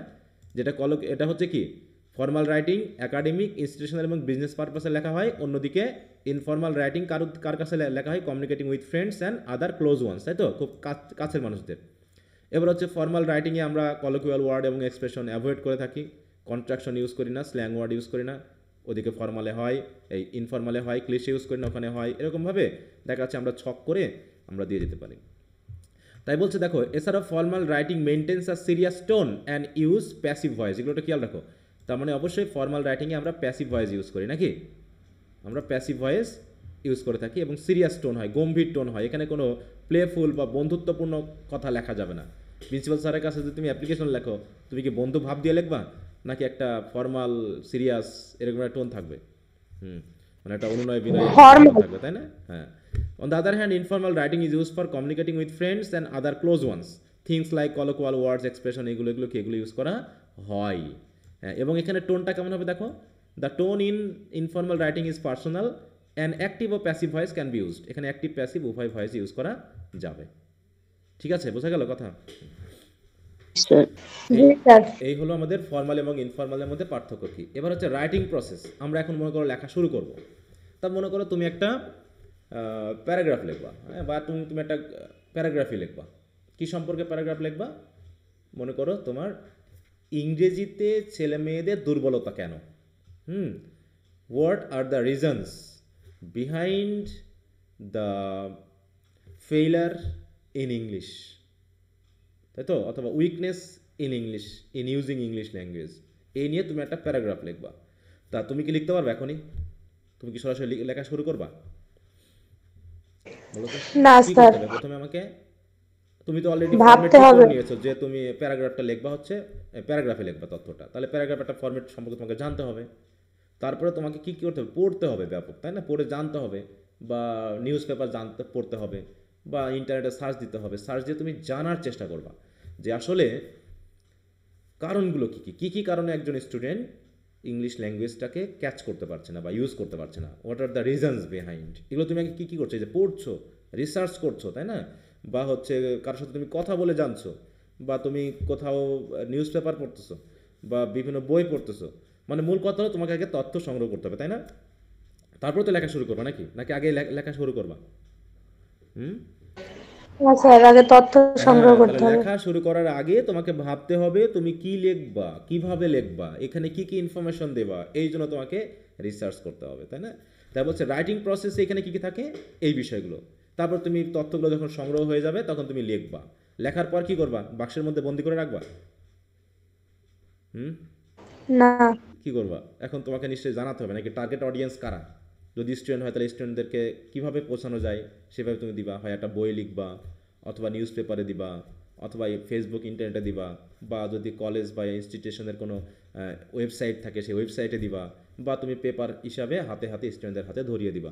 মানে somehow you have to reach to the target audience, তাই না? টার্গেট অডিয়েন্সের কাছে পৌঁছাতে হবে। তাহলে এরকমভাবে 3টা স্টেজ থাকে মেনলি একটা রাইটিং প্রসেসের। আমি কিন্তু রাইটিং নিয়ে কথা বলছি না, বলছি রাইটিং প্রসেস, মানে একটা লেখা সাকসেসফুল করার জন্য আমাকে একদম শুরু থেকে শেষ পর্যন্ত কী কী প্রসেসের মধ্য দিয়ে যেতে হয় সেগুলোকে বোঝানো হচ্ছে। কিছু হচ্ছে মেন্টাল প্রসেস, কিছু হচ্ছে ফিজিক্যাল প্রসেস, তাই না? কেমন মেন্টাল প্রসেসকে আমাকে চিন্তা করতে হচ্ছে। ফিজিক্যাল অ্যাকশন কি? যে আমাকে নিউজ পেপার পড়তে হচ্ছে, কোনো প্রতিষ্ঠানে যেতে হচ্ছে, কারোর সাথে কথা বলতে হচ্ছে, এগুলো হচ্ছে কি ফিজিক্যাল অ্যাকশন। তাই বলছে আর writing process describe a sequence of physical and mental actions that a writer takes while producing or composing any kind of text. তাহলে যে কোনো কিছু লেখার জন্য বা প্রডিউস করার জন্য তোমাকে যে কাজগুলো করতে হয় সেটাই হচ্ছে রাইটিং প্রসেস। সো যদি প্রশ্ন থাকে what is a writing process, তখন তোমাকে এই সংজ্ঞাটা লিখতে হবে কিন্তু, হ্যাঁ। আর writing process describe a sequence of physical and mental actions that a writer takes while producing or composing any kind of text ইত্যাদি, তাই না? তাই বলছে আর writing process can be gradually divided into main 3 stages. একটা হচ্ছে pre writing stage, মানে লেখা শুরু করার আগে; হোয়াইল রাইটিং স্টেজ, মানে যখন তুমি লিখতেছো তখন কী কী প্রসেস বা স্টেপ ফলো করতে হবে; এবং পোস্ট রাইটিং স্টেপ, মানে কি লেখা শেষ হওয়ার পর তুমি কী করবা তোমার অডিয়েন্সের কাছে পৌঁছানোর জন্য। এইভাবে আমরা মেইন 3টা স্টেজে রাইটিং প্রসেসকে ভাগ করেছি। কি এ পর্যন্ত বোঝা গেল কি বললাম? জি স্যার। এবার বলছে writing is often describe as a linear process. এইগুলো নিয়ে মানে লিনিয়ার প্রসেস মানে হচ্ছে স্টেপ বাই স্টেপ যেতে হবে, স্টেপ বাই স্টেপ যেতে হবে, এলোমেলো করে গেলে হবে না, হ্যাঁ। তুমি কি আগে হোয়াইল রাইটিংয়ে যাবা, নাকি আগে প্রি রাইটিং, নাকি লেখা শুরু করার পরে ভাববা যে কী লিখবা? হবে না স্যার। তাহলে লিনিয়ার বলতে আমরা বুঝি একটা ধারাবাহিক বা অর্ডারলি বা ক্রনোলজিক্যাল সিচুয়েশন, তাই তো? এটা বলছে writing is often describe as a linear process moving from the first stage to the last stage in an orderly fashion. এটাই এলোমেলো করা যাবে না। However the writing process often requires moving back fourth between step. তবে কখনো কখনো back fourth করতে হয়, মানে কি আবার পিছনে ফিরতে হয়। যে আমি একটা মনে করো তথ্য আরও অ্যাড করতে চাচ্ছি, আমি মনে করো আমি রাইটিং স্টেজে আছি, হোয়াইল রাইটিং স্টেজে আছি, আমি লিখছি অলরেডি, কিন্তু মনে হলো আমার আরও কিছু পড়া উচিত, মনে হচ্ছে রাইটিংয়ের তথ্যের ভিতরে ঘাটতি আছে, তখন আমি আবার প্রি রাইটিং স্টেজে চলে যাবো, গিয়ে আবার দেখাচ্ছে আরও বই পড়বো, আরও হয়তো কারোর সাথে কথা বলবো, হ্যাঁ। এরকমভাবে কী হচ্ছে ব্যাকফোর্থ করতে হতে পারে, কিন্তু তোমাকে অবশ্যই ধারাবাহিকতা ফলো করতে হবে। And is often more complex than the linear model. তবে এটা একটা কমপ্লেক্স প্রক্রিয়া। In the first stage the writer needs to research his topic and make preparatory work before entering the while writing stage. তাহলে while writing স্টেজে ঢোকার আগে তাকে কী করতে হবে? একটা প্রিপারেটরি ওয়ার্ক করতে হবে, মানে তোমাকে রিসার্চ করতে হবে, তার টপিক সম্পর্কে ইনফরমেশন জোগাড় করতে হবে। And after the writing text, আবার লেখা শেষ করার পর, it is important to take time to revise and correct the errors before submitting the final result আর পাবলিশিং ইট। তাহলে এটা পাবলিশ করার আগে বা সাবমিট করার আগে আমাকে অবশ্যই কী করতে হবে? রেকটিফাই করার জন্য তার ভুলগুলো খুঁজে বার করতে হবে এবং সেগুলোকে ঠিক করতে হবে। তার মানে অটোমেটিক আমরা দেখতে পাচ্ছি এখানে বেশ কিছু প্রসেস কিন্তু যুক্ত হয়ে যাচ্ছে। অতএব the above mention 3 stages of writing process involve more steps to successfully prepare a report or a document. তাহলে শুধু 3টা স্টেজই না, এই 3টা স্টেজকে আমরা আরও কিছু স্টেজে ভাগ করে ফেলতে পারি। কেমন? এখানে আমি দিয়েছি, তাই তো? দেখো, যেখানে বলছে এখানে depending on the required actions the writing process is further divided into 5 steps which are কী কী? দেখো তো, প্রি রাইটিং স্টেজ, প্রথমে আমরা প্রি রাইটিং বলছি। দেখো এই 3টাকে এখানে দিয়েছি আমি মেইন স্টেজেস, হ্যাঁ। তারপরে এগুলোকে আমি জেনারেল স্টেজে ভাগ করেছি। তাহলে প্রি রাইটিং স্টেজকে আমরা দুটো অংশে ভাগ করেছি। একটা হচ্ছে researching the topic and planning the structure. তাহলে researching the topic and planning the structure মানে আমাকে শুধু রিসার্চ করলে তো হবে না, আমাকে তো এটাও ভাবতে হবে নাকি যে আমি কিসে লিখবো, নিউজ পেপার রিপোর্টে লিখবো, নাকি রিসার্চ পেপার রেডি করবো, নাকি একটা এসে লিখবো, নাকি প্যারাগ্রাফ লিখবো, কোথায় পাবলিশ করবো, এই সবগুলো কিছু আমাকে কিন্তু প্রি রাইটিং স্টেজে ভাবতে হচ্ছে। তারপর যে কম্পোজিশন আর হোয়াইল রাইটিং স্টেজ, এখানে আমরা প্রথমে ড্রাফট করি, তারপর রিভাইজিং করি, তারপর এডিটিং অ্যান্ড প্রুফ রিডিং করি। তারপর এভাবে যখন আমার লেখাটা প্রস্তুত হয়ে যায় তখন পোস্ট রাইটিং স্টেজে এসে আমরা পাবলিশ করি অথবা শেয়ার করে দিই কারোর সাথে। এই তো নাকি? তাহলে আমরা কয়টা পেলাম এখানে? মেন স্টেজ পেলাম 3টা, আর জেনারেল স্টেজে আমরা মোটামুটি 5টা পাই। এই পাবলিশিং আর শেয়ারিংটা বাদ দিয়ে যদি আমরা মানে রাইটিংকে প্রিপেয়ার করতে আমরা টোটাল 5টা স্টেজ ফলো করি এইটা। তবে এটাকে আমরা একটা স্টেজের মধ্যে ফেলি আর এটাকে একটা ধরে নিয়ে আমরা 5টা করতে পারি। এই 5টাই মেনলি বলা হয়। দেখো এখানে সেটাই বলা হয়েছে, ঠিক আছে। দেখো প্রি রাইটিং স্টেজ একটাই ধরা হয়েছে, তারপর ড্রাফটিং, তারপর হচ্ছে রিভাইজিং, তারপর এডিটিং, তারপর হচ্ছে পাবলিশিং। এডিটিং মানে প্রুফ রিডিং, মানে তুমি পুরো একটা লেখা শেষ করার পর, যেমন পরীক্ষার হলে যখন তোমরা লেখো একবারে লিখেই তো শেষ করো নাকি, রিভাইজ টিভাইজ কি করা হয়, একটু ভুল টুল ধরার চেষ্টা করা হয় নাকি সময় নষ্ট মনে হয়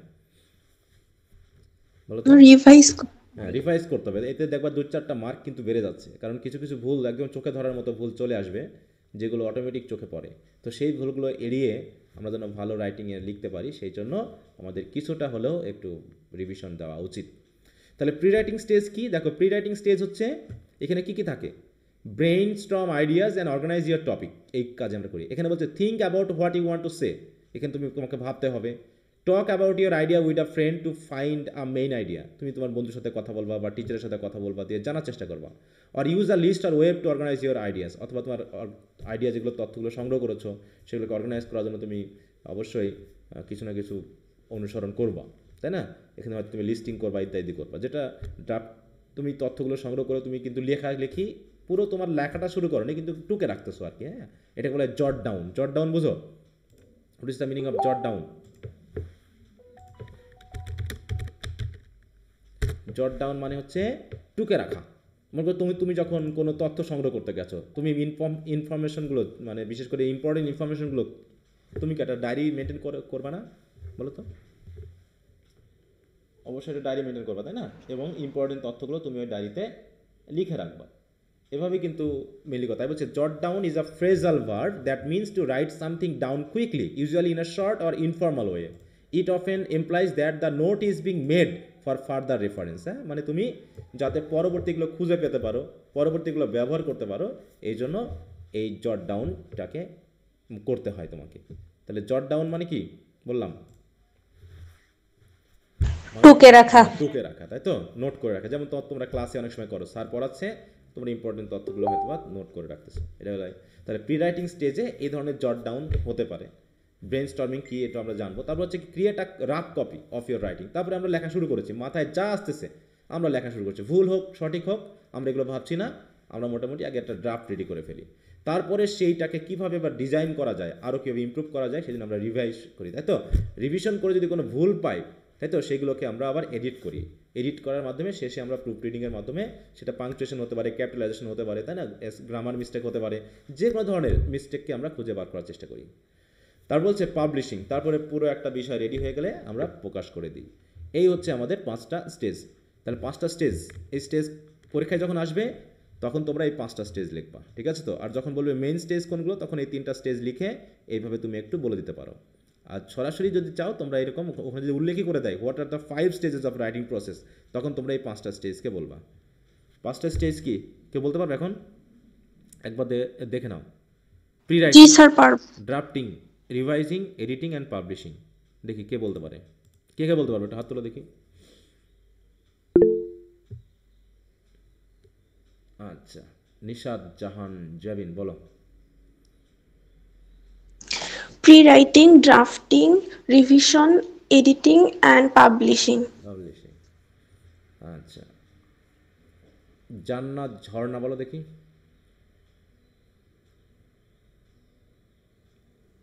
Pre-writing, drafting, editing, revising, editing and publishing. Okay, very good. তাহলে এই হচ্ছে 5টা স্টেজ, এগুলো নিয়ে আমরা এখন আলোচনা করব, কারণ এটা শর্ট কোশ্চেনে খুবই গুরুত্বপূর্ণ একটা কোশ্চেন, যে হোয়াট ইজ রাইটিং প্রসেস, বা what are the major steps in writing process, এভাবে তোমাকে বর্ণনা করতে হতে পারে। হ্যাঁ, আচ্ছা, তাহলে প্রি রাইটিং স্টেজে আমরা চলে আসলাম। প্রথমে প্রি রাইটিং স্টেজে তাহলে কী করতে হয়, যে একটা রাইটিংয়ের জন্য আমরা প্রিপারেটরি ওয়ার্ক করব, ঠিক আছে তো। সেগুলোর জন্য আমরা কী কী করতে পারি, তা আমি পুরোটা রিডিং পড়ছি না, তোমরা কিন্তু পুরো শিটটা রিডিং দিবা। হ্যাঁ, আমি বাদ দিয়ে পড়তেছি, কারণ আমাকে দ্রুত যেতে হচ্ছে। যেখানে 2টা ক্লাস লাগে সেটা আমার একটা ক্লাসে শেষ করতে হবে, ব্যাপারটা এরকম। বলছে দিস স্টেজ ইনক্লুড থিঙ্কিং। দেখো বলছে এই স্টেজে আমরা কী করি, থিঙ্কিং করি, তাই না। দেখো এখানে একটা কথা আছে, লিটারেচার রিভিউ। লিটারেচার রিভিউ মানে হচ্ছে পড়া কোনো কিছু। হ্যাঁ, তুমি যে টপিক নিয়ে লিখবা সেই টপিককে নিয়ে যদি কোনো বই থাকে বা কোনো জায়গার কোনো রাইটিং থাকে, সেগুলো তোমার পড়াটাকে বলা হচ্ছে লিটারেচার রিভিউ। এই ক্ষেত্রে আমরা করি কি, চিন্তা করি প্রথমে আমি কী লিখবো, তারপর ব্রেন স্টর্মিং আসে। ব্রেন স্টর্মিংটা কি এখানে বলছি। তারপর reading using scanning and skimming, scanning এবং স্কিমিং ইউজ করার মাধ্যমে রিডিং করতে, মানে দ্রুত রিডিং করার প্রক্রিয়া। আমার তো আর এই স্টুডেন্টের মতো ধীরে ধীরে পড়লে হবে না, কারণ অনেক পড়তে হবে, এই জন্য দ্রুত পড়ে ইনফরমেশন নিতে হবে। তারপর হচ্ছে টকিং টু আদার্স, অন্যের সাথে কথা বলতে হতে পারে, taking notes, making plan or outline of the structure of the writing, কীভাবে লিখবো তার আউটলাইন করতে হতে পারে। অ্যাবভ অল গ্যাদারিং ইনফরমেশন, মূল কথা হলো gathering information and preparing a style, এটাই হচ্ছে আমার প্রি রাইটিং স্টেজের প্রধান বৈশিষ্ট্য। তাহলে ব্রেন স্টর্মিং কি, আমরা এখানে যেহেতু কিছু কথা পেয়েছি, ব্রেন স্টর্মিংটা কি সেটা একটু বলি। দেখো, brain storming is a process design two obtain the maximum number of ideas relating to a specific area of interest. তাহলে কোনো একটা বিষয় সম্পর্কে যে তথ্য আমার আছে সেই তথ্য দিয়েই ম্যাক্সিমাম নাম্বার অফ আইডিয়া তৈরি করা, এটাই বলা হচ্ছে ব্রেন স্টর্মিং। এটা আবার কী জিনিস একটু বলি, ঠিক আছে? মনে করো তুমি এখন পড়তে কী লিখবা বলছিলাম, যে তোমার ইংলিশ ল্যাঙ্গুয়েজে স্টুডেন্টরা কেন দুর্বল এই বিষয়ে। তা তুমি এখন এই রিসার্চটা করবা। রিসার্চ করার জন্য তুমি মনে করো তোমার কলেজের স্টুডেন্টদেরকে নিয়ে বসবা।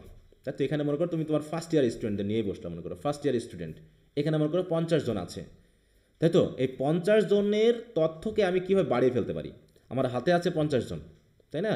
তাহলে 50 জনের দুর্বলতাটাকে খুঁজে বার করার জন্য কী কী করতে হতে পারে আমাকে? এই 50 জনকে নিয়ে আমরা অনেক কিছু বার করতে পারি।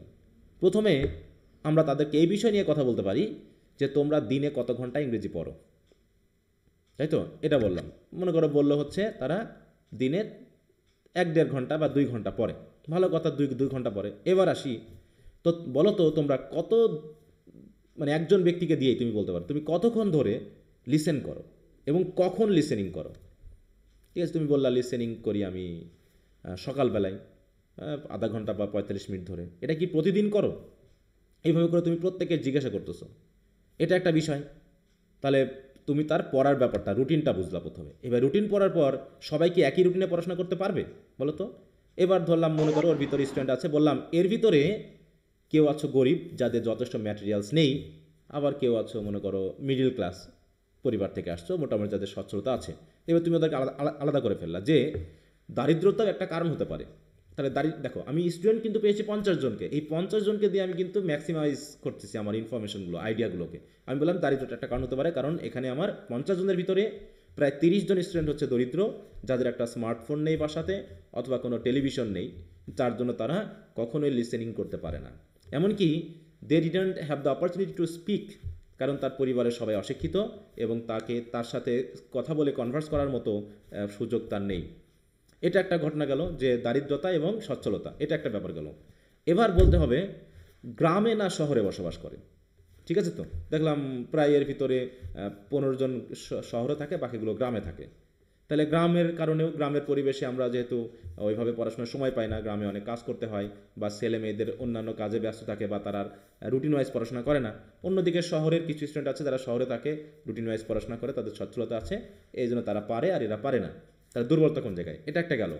এরপর হচ্ছে যে মানে ইংরেজির প্রতি আগ্রহ আছে কয়জনের? আসলে ইংরেজিতে তুমি পড়তে এসেছো এই ন্যাশনাল ইউনিভার্সিটি, তুমি কীভাবে চান্স পালে এখানে? তুমি কি আসলে ইংরেজি পড়ার জন্য এখানে এসেছো, নাকি জাতীয় বিশ্ববিদ্যালয় তোমার উপর চাপিয়ে দিয়েছে, নাকি অন্যের উৎসাহে তুমি ভর্তি হয়েছো? এটা একটা কারণ হতে পারে। এরপর হচ্ছে তুমি কি প্রতিদিন কলেজে আসো, প্রতিদিন কি ক্লাস হয়, তাই না? যখন টিচাররা তোমার সাথে ক্লাসে কথা বলে, তাই না, তখন তুমি কি থাকো? এই তাহলে উপস্থিতি একটা ব্যাপার। তাহলে দেখো আমি 50 জন স্টুডেন্টকে নিয়ে কি আমার তথ্যগুলো কি ম্যাক্সিমাইজ করে ফেলছি না? বলো, এটা হচ্ছে কি ব্রেন স্টর্মিং, যে আমি ভাবতেছি আমি কি কি করবো এই 50 জনকে নিয়ে, কি কি বিষয়গুলো আমি নিয়ে আসবো। তা এটা হচ্ছে ব্রেন স্টর্মিং, মানে চিন্তা করা, চিন্তা করে বার করা যে আমি কোন কোন দিকটাকে নিয়ে আসবো। তাই বলছে দেখো it is also a technique that maximize the ability to generate new ideas. দেখো একটা আইডিয়া থেকে আমরা কতগুলো আইডিয়া পেয়ে গেছি। Actually it is an informal way of gathering ideas, thoughts and information regarding a certain topic and organizing it to create a meaningful context. মানে brainstorming একটা বড় উপায়, যার মাধ্যমে চিন্তা করে আইডিয়াগুলোকে আমরা সংগ্রহ করি এবং সেই সংগৃহীত আইডিয়াগুলোকে কীভাবে মিনিংফুল কনটেক্সটে রূপান্তর করা যায় সেই জন্য আমরা তাদেরকে অর্গানাইজ করার চেষ্টা করি। হ্যাঁ, তো এইভাবে there are a number of useful techniques and for brainstorming such as free writing, listing, clustering, mapping or mind mapping. তো এইভাবে আমাদের কিন্তু বিভিন্ন ধরনের টেকনিক আছে। ফ্রি রাইটিং মানে কি, আমি লিখতেছি, বাসায় বসে বসে লিখে লিখে ভাবতেছি আমি আমি দারিদ্রতা নিয়ে কথা বলবো, এটা এখানে ক্লাসের উপস্থিতি নিয়ে কথা বলবো, তাই না? আমি লিস্ট করতেছি যে কোন কোন তথ্যগুলো আমি আসলে স্টুডেন্টদের ভিতরে যাচাই করব। এটা হচ্ছে ব্রেন স্টর্মিংয়ের ব্যাপার। এরপর হচ্ছে তাহলে এটা গেল কি, মানে কিছু তথ্য আছে, কিছু সুযোগ আছে, সেই সুযোগটাকে ব্যবহার করে আমি কিভাবে আমার ম্যাক্সিমাম আইডিয়াগুলোকে ইউজ করতে পারবো, সেটা নিয়ে কথা বলা।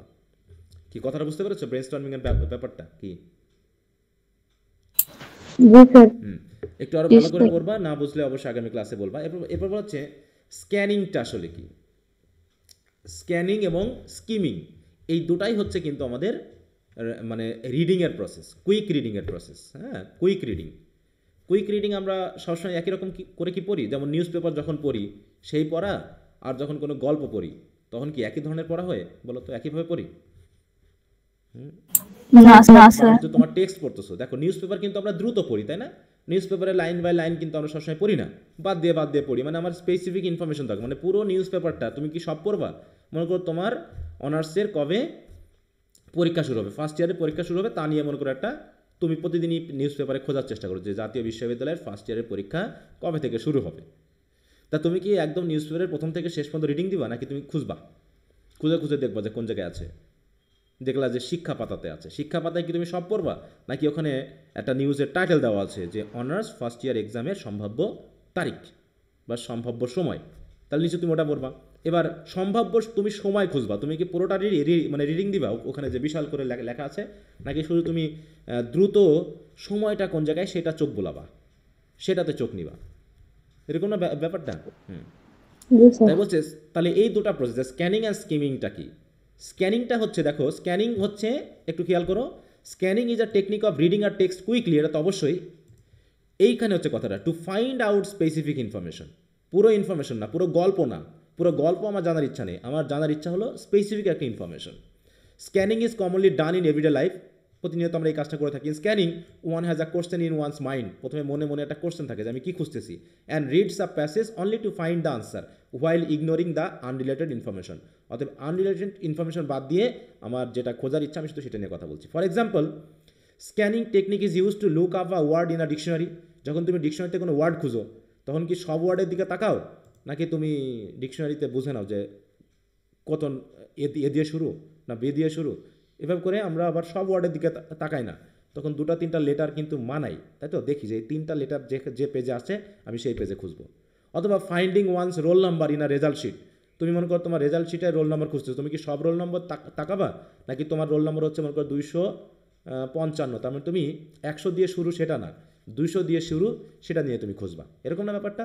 তাহলে বাকিগুলো যেগুলো 300 দিয়ে শুরু, যেগুলো 400 দিয়ে শুরু, সেগুলোর দিকে কি তুমি তাকাবা? বলো তো, না স্যার। বাদ দিয়ে যাবা। তাহলে আনরিলেটেড ইনফরমেশনগুলো না পড়ে আমরা শুধু আমাদের রিলেটেড ইনফরমেশনটা খোঁজার জন্য যে প্রক্রিয়াতে আমরা পড়ি সেটাই হচ্ছে স্ক্যানিং। যেমন একটা এক্সাম্পল আমি দিচ্ছি এই জায়গায়, how many teams will play in 2026 world cup. মনে করো 2026 ওয়ার্ল্ড কাপে কয়টা টিম খেলবে, তাই তো? How many teams will play, তাহলে মনে করো একটা কত টিম খেলবে, এখন মনে করো অনেকগুলো তথ্য দেওয়া আছে। এই জায়গা থেকে শর্ট করে খোঁজার চেষ্টা করো তো যে আসলে তুমি হাউ মেনি টিম 2026-এ খেলবে, তার মানে হচ্ছে এখানে 2022-এ আছে, এটা নিয়ে আমার কথা না, 2026 এখানে আছে, তাই তো? এখানে 1998, তাহলে আমি 2026-এ দেখছি, দেখো এই জায়গায় লেখা আছে না? হ্যাঁ, দেখো কতজন খেলবে, কয়টা টিম, 48টা টিম ফর দ্য, 48। হ্যাঁ 48 teams for the 2026 world cup. দেখো আমি কিন্তু আর অন্যদিকে তাকাই নাই, 32টা টিম কবে ছিল বা তার আগে কত ছিল এটা আমি তাকানোর দরকার নেই, আমি জাস্ট দেখলাম 48 টিমস ফর দ্য 2026, আর আমি তথ্য পড়ি নাই। এটা হচ্ছে কি আমাদের স্ক্যানিং। স্ক্যানিং মানে কি, স্পেসিফিক ইনফরমেশন খোঁজা কুইকলি। কি কথা বোঝাতে পারছি? জি স্যার।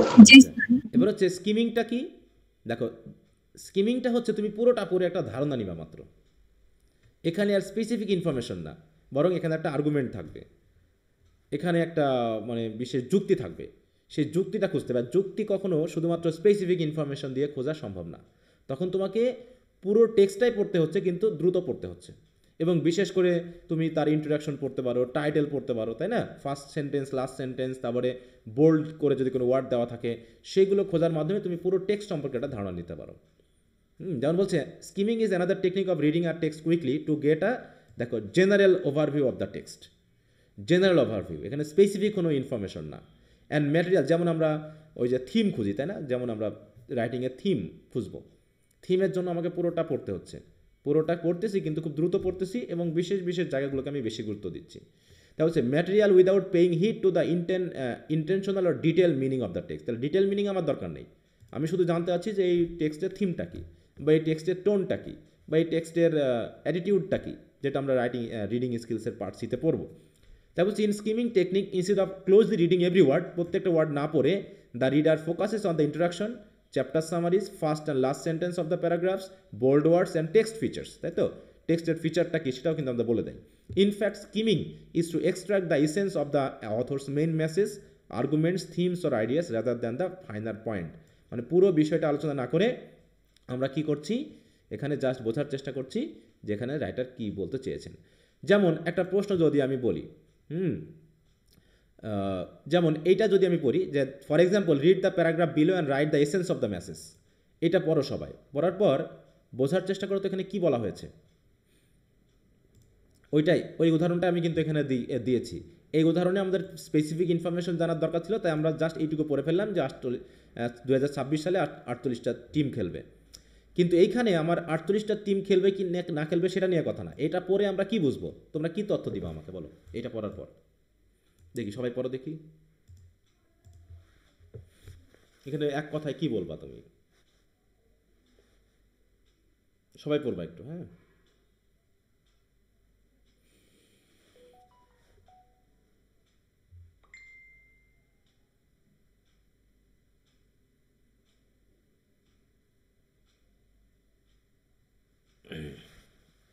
পড়ছো সবাই?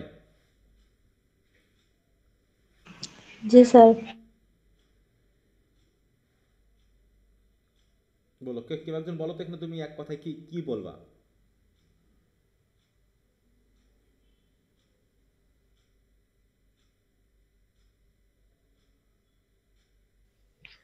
স্যার ওয়ার্ল্ড কাপে টিমের সংখ্যা সম্পর্কে বলা হয়েছে। মানে টিমের সঙ্গে কমবে না বাড়বে? বাড়বে। এটা কয়টা বাড়বে কি বাড়বে সেটা নিয়ে কথা না, কথা হচ্ছে যে আগামী বিশ্বকাপে, তাই তো, টিমের সংখ্যা বাড়বে, এইটুকু। কয়টা বাড়লো কি বাড়লো আগে কি ছিল এসব নিয়ে আমি কথা বলছি, জাস্ট কম্পারেটিভ একটা স্টাডির মাধ্যমে বলা হলো যে আগামী বিশ্বকাপ থেকে বিশ্বকাপে খেলার দলের সংখ্যা বাড়বে, এটা হচ্ছে আমাদের এসেন্স, তাই তো। তো এখানে কি বলছে দেখো, মেসেজটা কি, the number of FIFA world cup playing teams is going to increase in the next world cup. এখানে আমরা কি কোনো স্পেসিফিক ইনফরমেশন দিই না, পুরো প্যাসেজটা পড়ে আমি এটাই বুঝতে পেরেছি।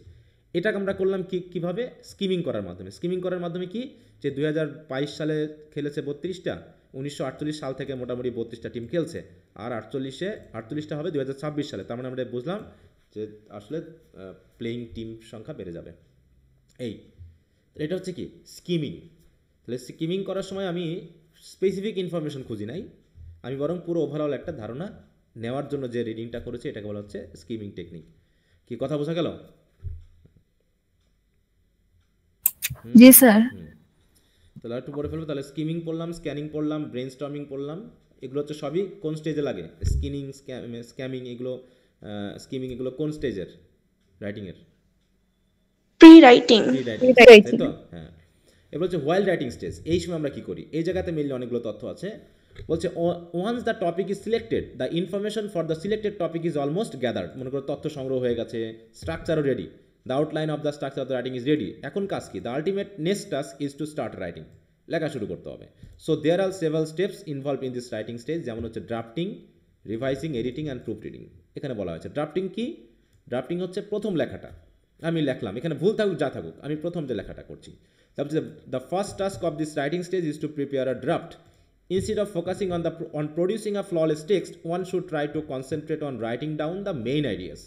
One's thinking and writing flow as freely as possible. হ্যাঁ, মানে ফ্লোলি, মানে তোমার মাথায় যা আসবে তুমি লিখে দাও, ভুল হচ্ছে না সঠিক হচ্ছে এগুলো ভাবার দরকার নেই। হ্যাঁ, in drafting one's task are to organize information. আমার এখানে কাজই হলো তথ্যগুলোকে অন্তত একটা জায়গাতে বসানো, and ideas into sentence and paragraph, তাই না, আমি আপাতত বসিয়ে নিই।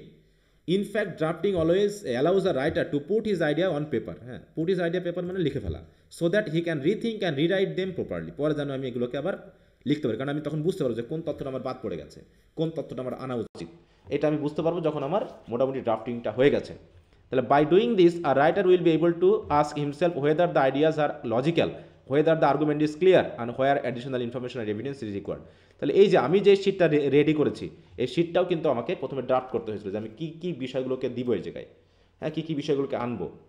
ইন্টারনেট থেকে লেখা নিতে হয়েছে বা বিভিন্ন জায়গা থেকে সংগ্রহ করেই কিন্তু আমি এগুলো প্রিপেয়ার করেছি। হ্যাঁ, এগুলোকে কালেক্ট করতে হয়েছে, কালেক্ট করার পর এগুলোকে মডিফাই করতে হয়েছে, মডিফাই করে আমি এই যে ধারাবাহিকভাবে একটু ডিজাইনটা করেছি। কথা বুঝতে পেরেছ? তাহলে এটা হচ্ছে কি, প্রথম লেখাটা হচ্ছে আমাদের ড্রাফটিং, যেখানে আমরা কি করি, আমার মাথায় যা আছে সেগুলোকে আপাতত আমি লেখা শুরু করে দিই, একটা খাতাতে অন্তত আমি ইনপুট করে দিই। পরে আমি বুঝতে পারবো যে কোন তথ্যটা বেশি হয়ে গেছে, কোনটা বেশি আছে, কোনটা কম আছে, কোথায় আমাকে আবার আগে পিছে করতে হবে, ইত্যাদি ইত্যাদি। তাহলে এটা হলো ড্রাফটিং। তারপর হচ্ছে কি রিভিশন। রিভিশনটা কি, after drafting comes the stage of revising the draft. তাহলে আমাকে এখন রিভাইজ করতে হবে। এর কাজ কি? রিভাইজিংয়ের কাজই হলো যে কোনো জায়গায় বাদ পড়েছে কিনা, কোনো জায়গায় ভুল আছে কিনা, তথ্যগুলো একটু আগে পিছে করতে হবে কিনা, তাই তো, বেশি হয়ে গেছে কিনা, বাদ দিতে হবে না, অ্যাড করতে হবে, ইত্যাদিতে ভাববো। তারপর হচ্ছে revision literally means to see again অথবা to look at something a fresh critical perspective. Broadly speaking, revision is an ongoing process of rethinking the paper and making changes throughout the writing of the draft by reconsidering arguments, reviewing evidence, refining purposes, reorganizing presentation, and reviving the stale prose. মানে আমি একটা যে স্টেল বা কোনো রকম একটা মানে একটা লেখা লিখেছি, এটাকে কীভাবে আরও আকর্ষণীয় করা যায়। রিভাইভ মানে কি, এখানে আকর্ষণীয় করা, মানে সব কিছু আমি আমার রিভিশনে গিয়ে ভাববো। দেয়ার আর 3 স্টেপস দ্য রিভিশন প্রসেস। এই রিভিশন প্রসেসের আবার 3টা স্টেপ আছে। একটা হলো প্রথমে রিভাইজিং তো করবোই, রিভাইজিং করার পর যে ভুল পাবো সেগুলোকে এডিট করব, এবং এডিট করার লাস্ট স্টেজ হচ্ছে প্রুফ রিডিং করব। প্রুফ রিডিং কি রাইটার নিজে করে না অন্যকে দিয়ে করায় বলো তো?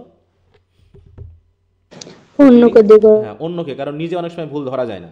অন্যের কাছে গেলে তখন হয়তো বা আর্গুমেন্টের বিষয়টা বা হচ্ছে ল্যাঙ্গুয়েজের বিষয়টা ধরা পড়ে যায়, কারণ আমি তো আমার মতো করে ভাবছি, কিন্তু যখন অন্যজন পড়বে তখন সে বুঝবে যে আরেকটু কীভাবে মডিফাই করা যেত। আমি না আমার মতো করে বুঝে যাচ্ছি, কেন কি, কারণ আমার মাথায় অনেক তথ্য আছে, দেখা যাচ্ছে কিছু লিখিত আর কিছু আমার আইডিয়া তথ্য মিলে মনে হচ্ছে আমি ভালোই লিখছি, কিন্তু আরেকজন হয়তো বা দেখা যাচ্ছে আমার মাথায় যতগুলো আইডিয়া আছে ততগুলো নাই, তার কাছে দেখা যাচ্ছে বিষয়টা ক্লিয়ার হচ্ছে না। কারণ কি, কারণ ওই যে সাপোর্টিং আইডিয়াগুলো যেগুলো লেখা হয়নি সেগুলো রাইটারের মাথায় আছে কিন্তু রিডারের মাথায় নেই। অতএব রিডার তখন ইনকমপ্লিট ধারণা পাচ্ছে, তখন সে বলতে পারে যে না, এই জায়গায় ধারণাটা ক্লিয়ার হচ্ছে না, তুমি আরও তথ্য দাও। তখন রাইটার আবার করবে কি, তার মাথায় যে তথ্যগুলো আছে ওটা আবার দিয়ে দিচ্ছে। তো এইভাবে প্রুফ রিডিংয়ের প্রয়োজন হয়ে থাকে। হ্যাঁ, তারপর হচ্ছে this process is very essential to writing well because it provides a great opportunity to improve clarity, word choice, sentence structure, paragraphing structure, sense of audience, overall effectiveness and persuasiveness. হ্যাঁ, মানে পুরোটা আমার এই রিভিশনেই মেনলি চলে আসে, যে আমি কতটুকু ইফেক্টিভ হচ্ছে, আমার যাকে আমি বোঝাতে যাচ্ছি বা যার কাছে আমি লিখছি সে আমার কথাটা বুঝবে কি না, হ্যাঁ, বা হচ্ছে আমার সেন্সটা অডিয়েন্স ধরতে পারছে কিনা, প্যারাগ্রাফ স্ট্রাকচারগুলো ঠিক আছে কিনা, সেন্টেন্স স্ট্রাকচারে কোনো ভুল আছে কিনা, ওয়ার্ড চয়েস ঠিক আছে কিনা, আমি কি আসলে বন্ধুর কাছে লিখছি নাকি আমার প্রিন্সিপালের কাছে লিখছি, নাকি আমার টিচারের কাছে লিখছি, নাকি আমার বাবা মার কাছে লিখছি, আমি যা লিখছি তাকে আমি বোঝাতে পারলাম, ইত্যাদি বিষয় আমাকে এই রিভিশনেই আনতে হয়। For this purpose, কিছু the writer may change a few word or a sentence here and there or delete unnecessary materials, তাই না? এখানে সে তথ্য অ্যাড করতে পারে, তথ্য চেঞ্জ করতে পারে, সেন্টেন্স বাদ দিতে পারে, যুক্ত করতে পারে, বিভিন্ন ধরনের পরিবর্তন রিভিশনে চলে আসে। এরপরে হচ্ছে editing. Editing is the process of correcting and adapting a text. তাহলে রিভিশন দেওয়ার পর আমি বুঝলাম যে আমার এই তথ্যগুলোকে ঠিক করতে হবে, তাহলে এই তথ্যটাকে কারেক্ট করা বা অ্যাডাপ্ট করার কাজই হচ্ছে editing. It is an incredible vital step in the writing procedure and a prerequisite in producing an excellent manuscript. এটা তো বুঝবাই তোমরা, এটা কি কি থাকে দেখো। এটার কি থাকে, the editing process involves correction, condensation, মানে কন্ডেন্স মানে কি, মনে করো বাড়তি অনেক মানে অতিরিক্ত তথ্য দেওয়া হয়েছে, সেই তথ্যগুলোকে কমিয়ে আনা। তারপর হচ্ছে অর্গানাইজিং, হয়তো এলোমেলো থাকতে পারে, সেটাকে অর্গানাইজ করা, and other modification perform with an intention of producing a correct, consistent and accurate and complete work. তাহলে পুরো একটা ওয়ার্কের জন্য আমার যা কাজগুলো করা লাগে। এরপর হচ্ছে প্রুফ রিডিং। প্রুফ রিডিংটা কি, সবচেয়ে লাস্ট স্টেজ, তাই না? মানে এই ড্রাফট মানে হোয়াইল রাইটিংয়ের লাস্ট স্টেজ হচ্ছে কি প্রুফ রিডিং। এটা মানে কি, শেষবারের মতো দেখে নেওয়া। বলছে proof reading as a part of revision is the final stage of checking a text before it is publish or shared and when the paper is evaluated or for mechanical correctness such as are grammar, punctuation, spelling, omitted words, repeated words, হ্যাঁ, spacing and format and typographical errors. এই ভুলগুলোকে mainly আমরা খুঁজে বার করি proof রিডিংয়ে। Proofreading is carried out just after finishing all the revision and editing. The main purpose টা কি এখানে একটু খেয়াল রাখবা, the main purpose of proofreading is to improve the quality of the paper ensuring there are no lingering mistakes or correcting generalize discourse errors or writing inconsistency, মানে কোনো ধরনের ভুল আর নেই, এইটাকে খুঁজে বার করা হচ্ছে প্রুফ রিডিংয়ের কাজ।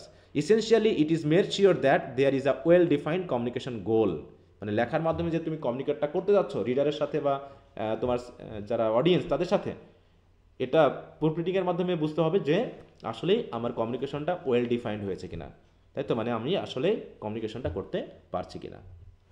কি বোঝা গেল বিষয়টা? এবার হচ্ছে ফাইনাল স্টেজ কি? ফাইনাল স্টেজ হচ্ছে among the 3 writing stage, publishing or sharing the writing document is the last stage when the writer submit their work to publisher or share with others. তাহলে publishing comes in many different forms, এটা হচ্ছে পারপাসের উপর depend করবে। ফেসবুকে, ইন্টারনেটে দেওয়া হতে পারে, ওয়েবসাইটে দেওয়া হতে পারে, বই আকারে প্রকাশ করা হতে পারে, তারপর হচ্ছে টিচারদের কাছে সাবমিট করা হতে পারে বা স্টুডেন্টদের কাছে দেওয়া হতে পারে, মানে অডিয়েন্স অনুসারে তাদের কাছে শেয়ার করাটাই হচ্ছে আমাদের লাস্ট স্টেজ। তাহলে এই হলো মোটামুটি আমাদের 5-6টা স্টেজ নিয়ে আলোচনা। আশা করি তোমরা বুঝতে পেরেছো। আমি একটু দ্রুত যাচ্ছি, তোমরা একটু শিটটা রিডিং করবো বাড়িতে, তাহলে আমি অনেকগুলো তথ্য আর কি এক ক্লাসে দিতে পারবো। এই দেখো বুঝতে পেরেছো কিনা সবাই এটা রাইটিংয়ের জন্য কী করা লাগে? ঠিক আছে? জি স্যার। কি মাথায় কাজ করছে না নাকি? বলেন স্যার, আপনি তো আপনার মতো বলে গেলেন, আমরা কতটুকু বুঝলাম নাকি? সেটা এখন আমাদের স্যার আবার পড়তে হবে ভালোভাবে। হ্যাঁ, না বেসিক জায়গাটা ধরতে পারছো কিনা সেটা বলো। ভিতরের ইনফরমেশন তোমাকে তো পড়তেই হবে, কিন্তু আমি যেটা জি স্যার। বোঝালাম অর্গানাইজভাবে সেটা বুঝছো কিনা?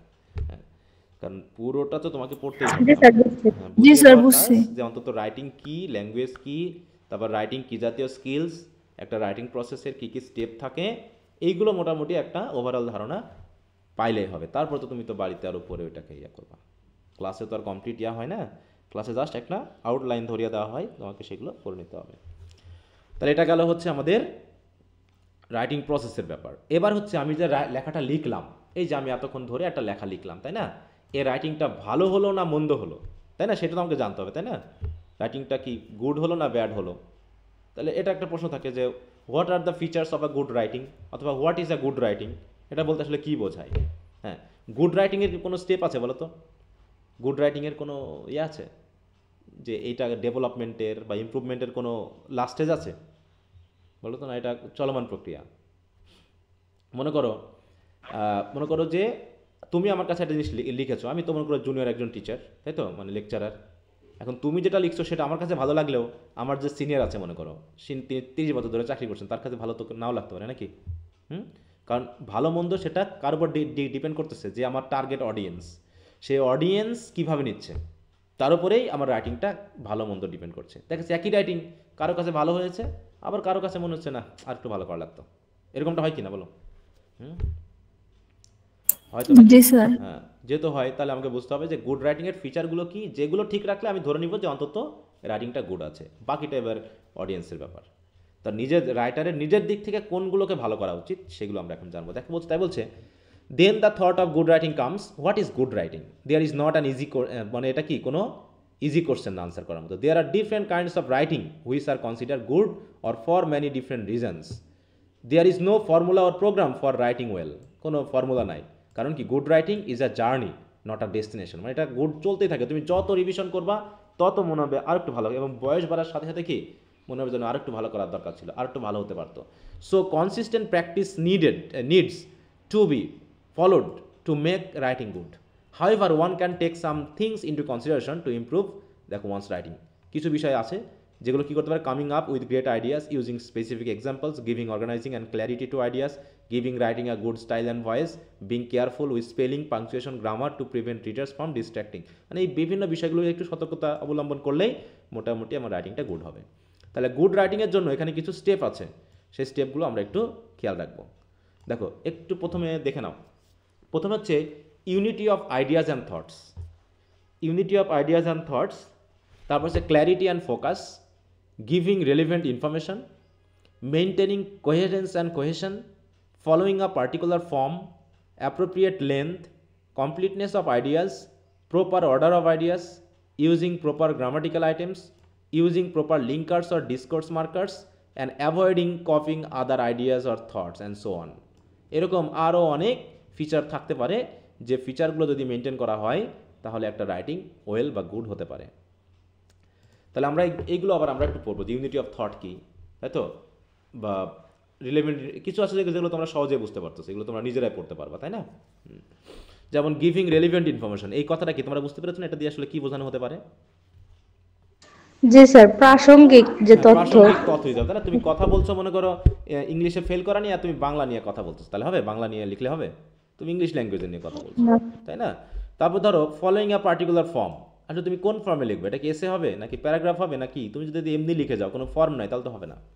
অ্যাপ্রোপ্রিয়েট লেন্থ মানে কি, যে এত বেশি বড় হওয়া যাবে না যে রিডার একই কথা বারবার পড়ে ভালো লাগছে না, আবার এত ছোট হওয়া যাবে না যে তথ্য বহুল হলোই না, মানে তুমি যথাযথ তথ্য দিতেই পারলে না। মানে একটা যথাযথ লেন্থ দিতে হবে, যে লেন্থে তুমি সম্পূর্ণ তথ্যগুলোকে একটা কনক্রিট আইডিয়া হিসেবে তুলে ধরবা, না বাড়তি না একদম ছোট হতে হবে, ঠিক আছে তো? তারপর হচ্ছে কি কমপ্লিটনেস অফ আইডিয়াস, মানে কি তুমি যে তথ্যগুলো দিয়েছো সেই তথ্যগুলো কী হতে হবে? কমপ্লিট হতে হবে, তাই না? প্রপার অর্ডার অফ আইডিয়াস, এবং আইডিয়াগুলো কী করতে হবে? ধারাবাহিক হতে হবে, তাই না? প্রপার অর্ডার মানে কি ধারাবাহিক হতে হবে।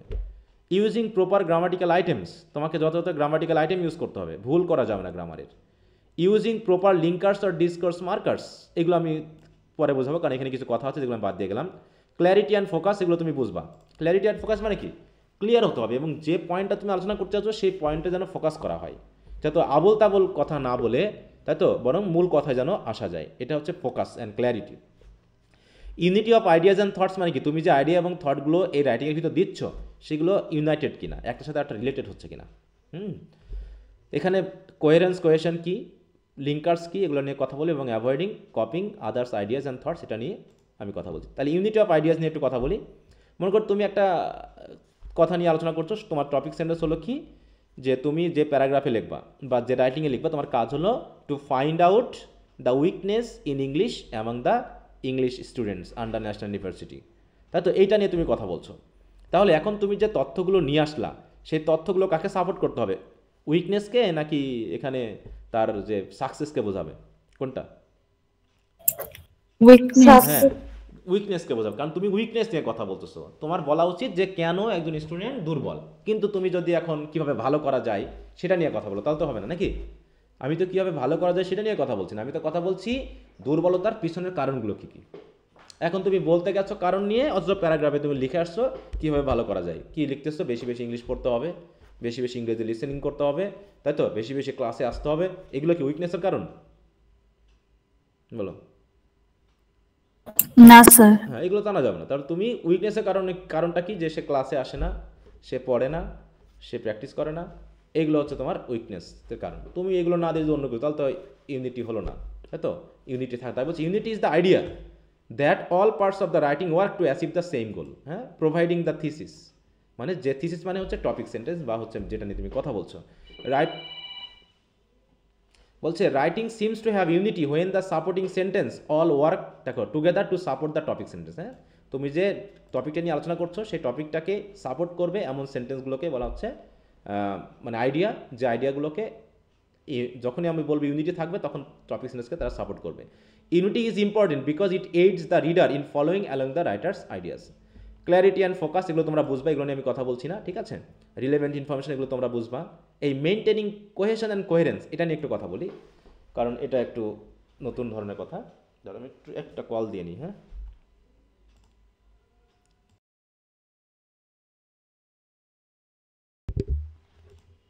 সবাই কি শুনতে পাচ্ছ? জি স্যার। জি স্যার। ওকে, তাহলে আমরা একটু কোহেরেন্স এবং কোহেশনটা সম্পর্কে একটু জানি, ঠিক আছে? বাকিগুলো তোমরা পরে বুঝতে পারবা, একটু পরে নিবা, না বুঝলে আগামীকাল আলোচনা করব। মেনটেনিং কোহেরেন্স অ্যান্ড কোহেশন, এটা আসলে কী জিনিস? এটা দিয়ে বোঝায় যে একটা তথ্যকে তুমি যখন কারো কাছে দিচ্ছ, সে আসলে তথ্যটা একবারে পড়ে বুঝতে পেরেছে কিনা। যেমন আমি তোমাদের রিডিং স্কিলসে কিছু কোশ্চেন আনসার লিখছিলাম, তাই না? কোশ্চেন আনসার লিখছিলাম, এখন তোমরাও লিখেছিলা, আমিও লিখছিলাম। দেখো তোমাদের মানে লেখার মধ্যে কোনটাতে ফ্লোটা স্মুথ ছিল, যে ধারাবাহিক ফ্লো আসার কারণে তুমি এক রিডিংয়েই বুঝতে পারলা, এরকম ফ্লোটা ছিল কি না রাইটিংয়ের ভিতরে? বলো। বা এই যে আমি যে একটা রাইটিং করছি, মানে তুমি কোহেরেন্স বা কোহেশন বলতে এই সেন্সটাকে বোঝায় যে তুমি একটা রিডিং একবারে পড়ে তাই তো? সুন্দরভাবে আইডিয়াটা বুঝতে পেরেছো, ঠিক আছে? তো এটাকে মেইনলি বলা হচ্ছে কোহেরেন্স এবং কোহেশন মেনটেন করা। যেমন ধরো আমি যদি বলি এরকম যে he is ill and and sorry and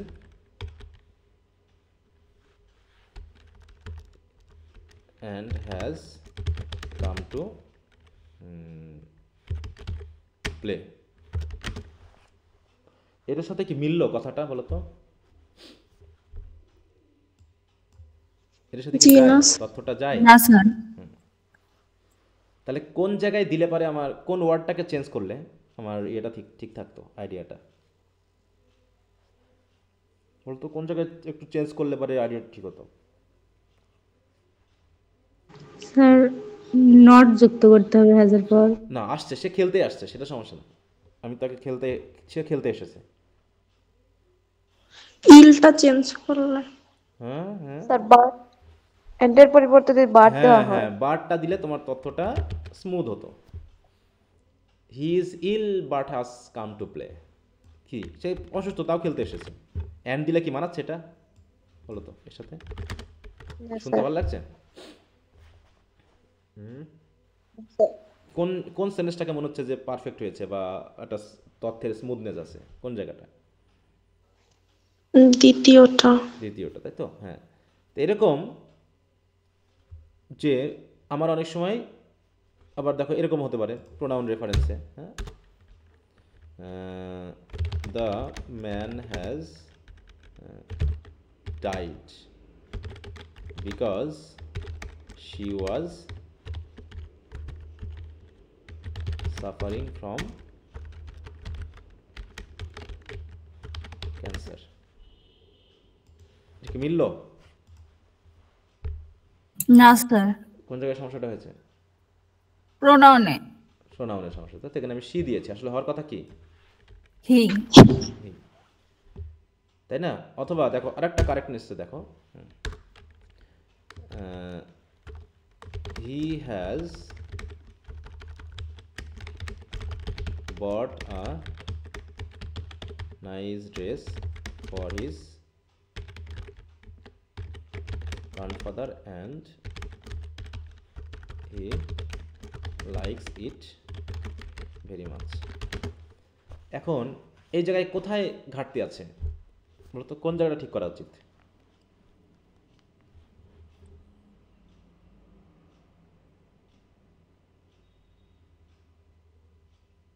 বলো তো?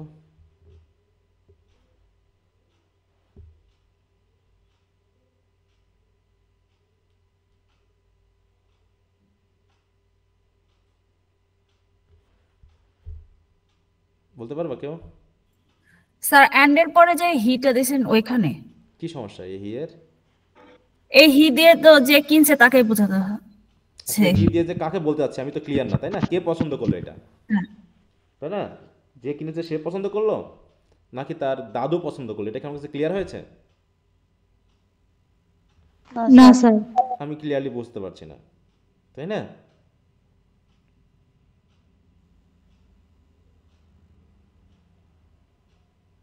তো এই জায়গাতে মেইনলি প্রবলেম, তাহলে আমাকে এখানে ক্লিয়ার করতে হবে। এখন আমি আমি যদি এই হিটাকে হিজ গ্র্যান্ডফাদারের জন্য ব্যবহার করি তাহলে কি ঠিক হবে? নাকি আসলে এই প্রোনাউনগুলো সবসময় কি হয়, সে যেখানে অবস্থান করছে এই প্রোনাউনের অবস্থানটা কোথায়, সাবজেক্টে না অবজেক্টে? এই হিয়ের অবস্থানটা সাবজেক্ট। সাবজেক্টে। তাহলে সে কি অবজেক্টের কাউকে নির্দেশ করবে নাকি তার আগের সেন্টেন্সের সাবজেক্টে যে আছে তাকে নির্দেশ করবে? সাবজেক্ট তার মানে সাবজেক্টকে। এই হি দিয়ে আসলে এই হিকে নির্দেশ করছে, বুঝতে পেরেছ? এই হি দিয়ে একে নির্দেশ করছে। অতএব এই সেন্টেন্সটাতে আমার একটু ঝামেলা হয়ে যাচ্ছে। এই জন্য কি করা উচিত? এখান থেকে আমি কি করতে পারি? কোন কাজটা করলে পারে আমার ঝামেলাটা মিটে যাবে? স্যার অ্যান্ডের পরের অর্ধেক প্যাসিভ ফর্মে করলে। না, প্যাসিভ ফর্মে করলে তো হবে না, তাহলে তো উল্টা হয়ে যাবে, কারণ এর তো সাবজেক্টে নেই। বরং এখান থেকে আমি যদি হিটা বাদ দিয়ে দিই তাহলে আমার তথ্যটা ক্লিয়ার হয়ে যাবে। কারণ আমরা বুঝবো আমরা এখানে হি কখন বসাই না, মানে এখানে সাবজেক্ট আমরা কখন রিপিট করি না, যদি এই ভার্বেরও সাবজেক্ট এ নিজেই হয়। ঠিক আছে, এখন যেহেতু এখানে হি নাই বা এখানে সাবজেক্ট দেওয়া নাই, তাহলে আমি বুঝবো কে আবার, তাহলে সাবজেক্টটা কে হবে লাইক ভার্বের? বলো, এই লাইক ভার্বের সাবজেক্টটা হবে কে? Grandfather. গ্র্যান্ডফাদার হয় কি করে? অ্যান্ড দিয়ে আমরা কখন সাবজেক্ট রিপিট করি না, এটা বুঝতেছো না কেন? আমি এই জায়গায় সাবজেক্ট হিকে কেন দিলাম না, কারণ এই হিটাই হচ্ছে এরও সাবজেক্ট, তাই না?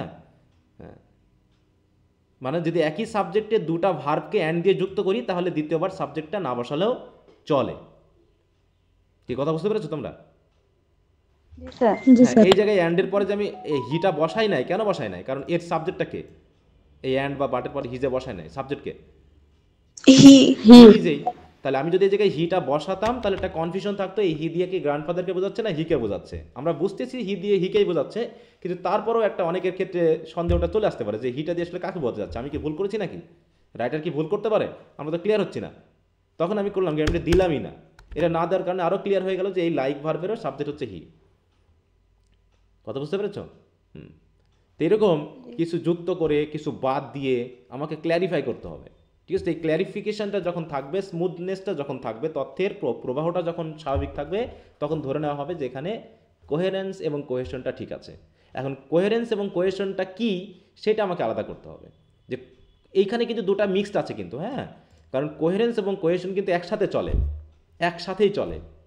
বুঝতে পারছো? একটা হচ্ছে ফরমেটিভ ব্যাপার আর একটা হচ্ছে তথ্যগত ব্যাপার। তার মানে একই সেন্টেন্সে যদি কোহেশন ঠিক থাকে, কোহেরেন্স ঠিক না থাকে, তাহলে আসলে কোহেশনও ঠিক থাকবে না। মানে মূল কথা হলো দুটো একসাথে চলে, দুটো একই সাথে অবস্থান করে। আলো এবং অন্ধকার কি আলাদা থাকতে পারে না একসাথে থাকে, পাশাপাশি থাকে? বলো তো, আলো এবং অন্ধকারকে তুমি আলাদা করতে পারবা? পাশাপাশি হ্যাঁ, পাশাপাশি। যেখানে অন্ধকার মানে শেষ, যেখানে আলো শুরু, তাহলে তুমি এখন আলোকে কী করে সরাবা অন্ধকার থেকে? কারণ যেখানে আলো শেষ সেখান থেকে অন্ধকার শুরু, আর যেখানে আলো শুরু সেখান থেকে অন্ধকার শেষ। তার মানে এই দুটাকে তো সেপারেট করা যাবে না। ঠিক ওই রকম আমাদের এই কোহেশন এবং কোহেরেন্স বিষয়টা একই জিনিস, শুধু আমাকে বুঝতে হবে যে কোনটা দিয়ে বুঝবো কোহেশন, কোনটা দিয়ে বুঝবো কোহেরেন্স, সেটাকে এখন একটু আসি। দেখো, বলছে coherence and cohesion are important aspects of the structure of a good academic writing as they have an influence on the readability and logical flow of the argument of the text. মানে logical flow থাকতে হবে এবং readability হতে, মানে reader পড়ে যেন বোঝে, পড়তে পারে যেন।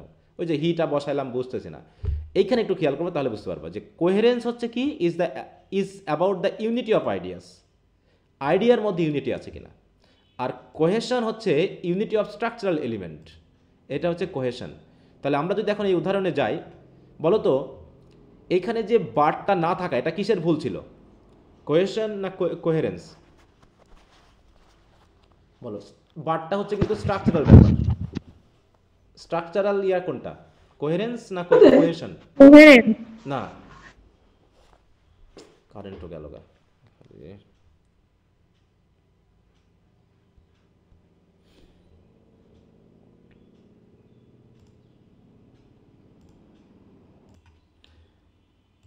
আচ্ছা, তো আশা করি সবাই শুনতে পাচ্ছ। তাহলে যেটা বলছিলাম, এখানে আর একটু খেয়াল করো, এই দুটা সেন্টেন্স একটু খেয়াল করো তো ভালো করে, তাহলে একবার খাতায় লেখো। Coherence is about the unity of ideas, মানে আইডিয়ার ইউনিটিকে বলা হচ্ছে কোহেরেন্স, মানে আইডিয়া ঠিক আছে কিনা। যেমন এখানে আইডিয়াগুলো কোনগুলো? আইডিয়া ছিল কি, he is ill and has come to play. তাহলে হ্যাজ কাম টু প্লে এবং হি ইজ ইল, এই দুটা হচ্ছে আইডিয়া। এই প্রথম সেন্টেন্সে আইডিয়ার ভিতরে কোনো ইউনিটি আছে? যে অসুস্থ হলে সে খেলতে আসে কেন, এখানে কি আইডিয়ার কোনো লিঙ্ক আছে বলো তো? এখানে নাই স্যার। নাই। তার মানে কেন নাই? কারণ এখানে কোহেরেন্সটা ঠিক হয়নি, কারণ এখানে কোহেশনটা ঠিক নেই। কোহেশনটা কি? Unity of the structural element. হ্যাঁ, cohesion is the unity of structural element, মানে যে সেন্টেন্স স্ট্রাকচারগুলো দিয়েছি বা যে স্ট্রাকচার দিয়েছি ওখানে কিছু ইউনিটির মিস আছে। এই মিসটা তাহলে কোন জায়গায়? এই বাটের জায়গায়, তাই না? মানে অ্যান্ড হয়েছে, আসলে অ্যান্ডটা হবে কি, বাট হয়ে যাবে। তাহলে এই যে স্ট্রাকচারাল যে ইউনিটি, এটাকে বলা হচ্ছে কি বলো তো? Structural unity, cohesion. হ্যাঁ, কোহেশন। আর যখন বলছি তথ্যের ইউনিটি বা আইডিয়ার ইউনিটি, তখন হচ্ছে কি, কোহেরেন্স। কোহেরেন্স। তার মানে একই জায়গাতে দুটাই অবস্থান করছে। আমার শুধুমাত্র বারটা না বসানোর কারণে এখানে কোহেরেন্সও ঠিক থাকতেছে না, কোহেশন তো ঠিক নাই। তাহলে যখন দুটা ঠিক থাকবে তখন আমার বুঝবো যে জিনিসটা আমার ঠিক হয়েছে। বুঝতে পারছো? যেমন এই সেন্টেন্সের ক্ষেত্রে কোনো ভুল আছে? The man has died because he was suffering from cancer. কোনো সমস্যা আছে এখানে? না স্যার। এখন যদি দিই the man has died because he was very healthy, হলো? না স্যার। হ্যাঁ, এখানে কি তথ্যের কোনো লিঙ্ক আছে, আইডিয়ার কোনো ইউনিটি আছে? নাই। নাই। দেখো আমি যদি এই জায়গায় বিকজের জায়গায় কি কি লাগাবো, একটা যদি লাগাই দো, তাহলে ঠিক ঠিক আছে? এখন দেখো তো ঠিক আছে কিনা? জি স্যার। এখন ঠিক আছে। হ্যাঁ, তাহলে জাস্ট বিকজ দেওয়ার কারণে আমার তথ্যের ইউনিটি ছিল না। তথ্যের ইউনিটি কেন ছিল না? কারণ আমার এখানে ল্যাঙ্গুয়েজের ইউনিটি নাই। ঠিক আছে, কারণ যেটা বসার কথা ছিল সেটা হয়নি। তাহলে এইভাবে মেইনলি আমরা কোহেশন এবং কোহেরেন্সগুলোকে একসাথে দেখি। তাহলে একটা হচ্ছে স্ট্রাকচারাল ইউনিটি, যেটা হচ্ছে কোহেশন, আর হচ্ছে আইডিয়ার ইউনিটি, সেটা হচ্ছে কোহেরেন্স। এই জায়গাটা একটু খেয়াল করবা। কি কথা বুঝতে পেরেছো? তাহলে এইগুলো একটু পড়ে নিবা তোমরা, difference between cohesion and coherence, এগুলো একটু দেখবা যে তোমরা সহজে বুঝতে পারবা। হ্যাঁ, এইখানে অনেকগুলো সেন্টেন্স দেওয়া আছে, এটুকু দরকার নেই।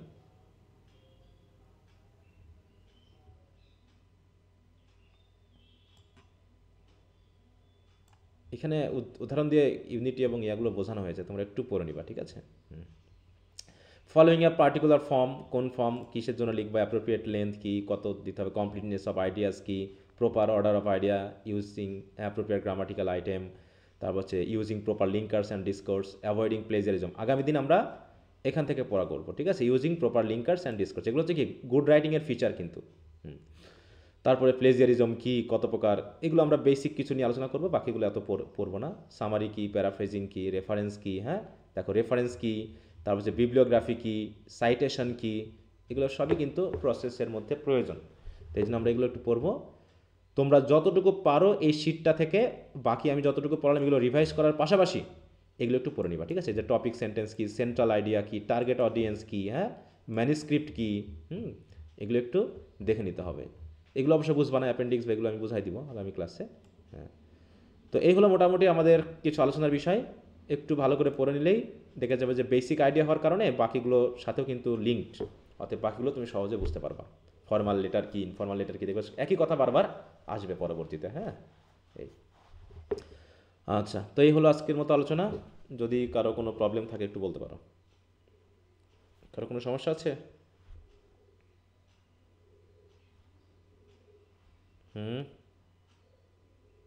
না স্যার। আচ্ছা, তো ঠিক আছে, তাহলে সবাইকে ধন্যবাদ। আগামীকালকে আবার কথা হবে।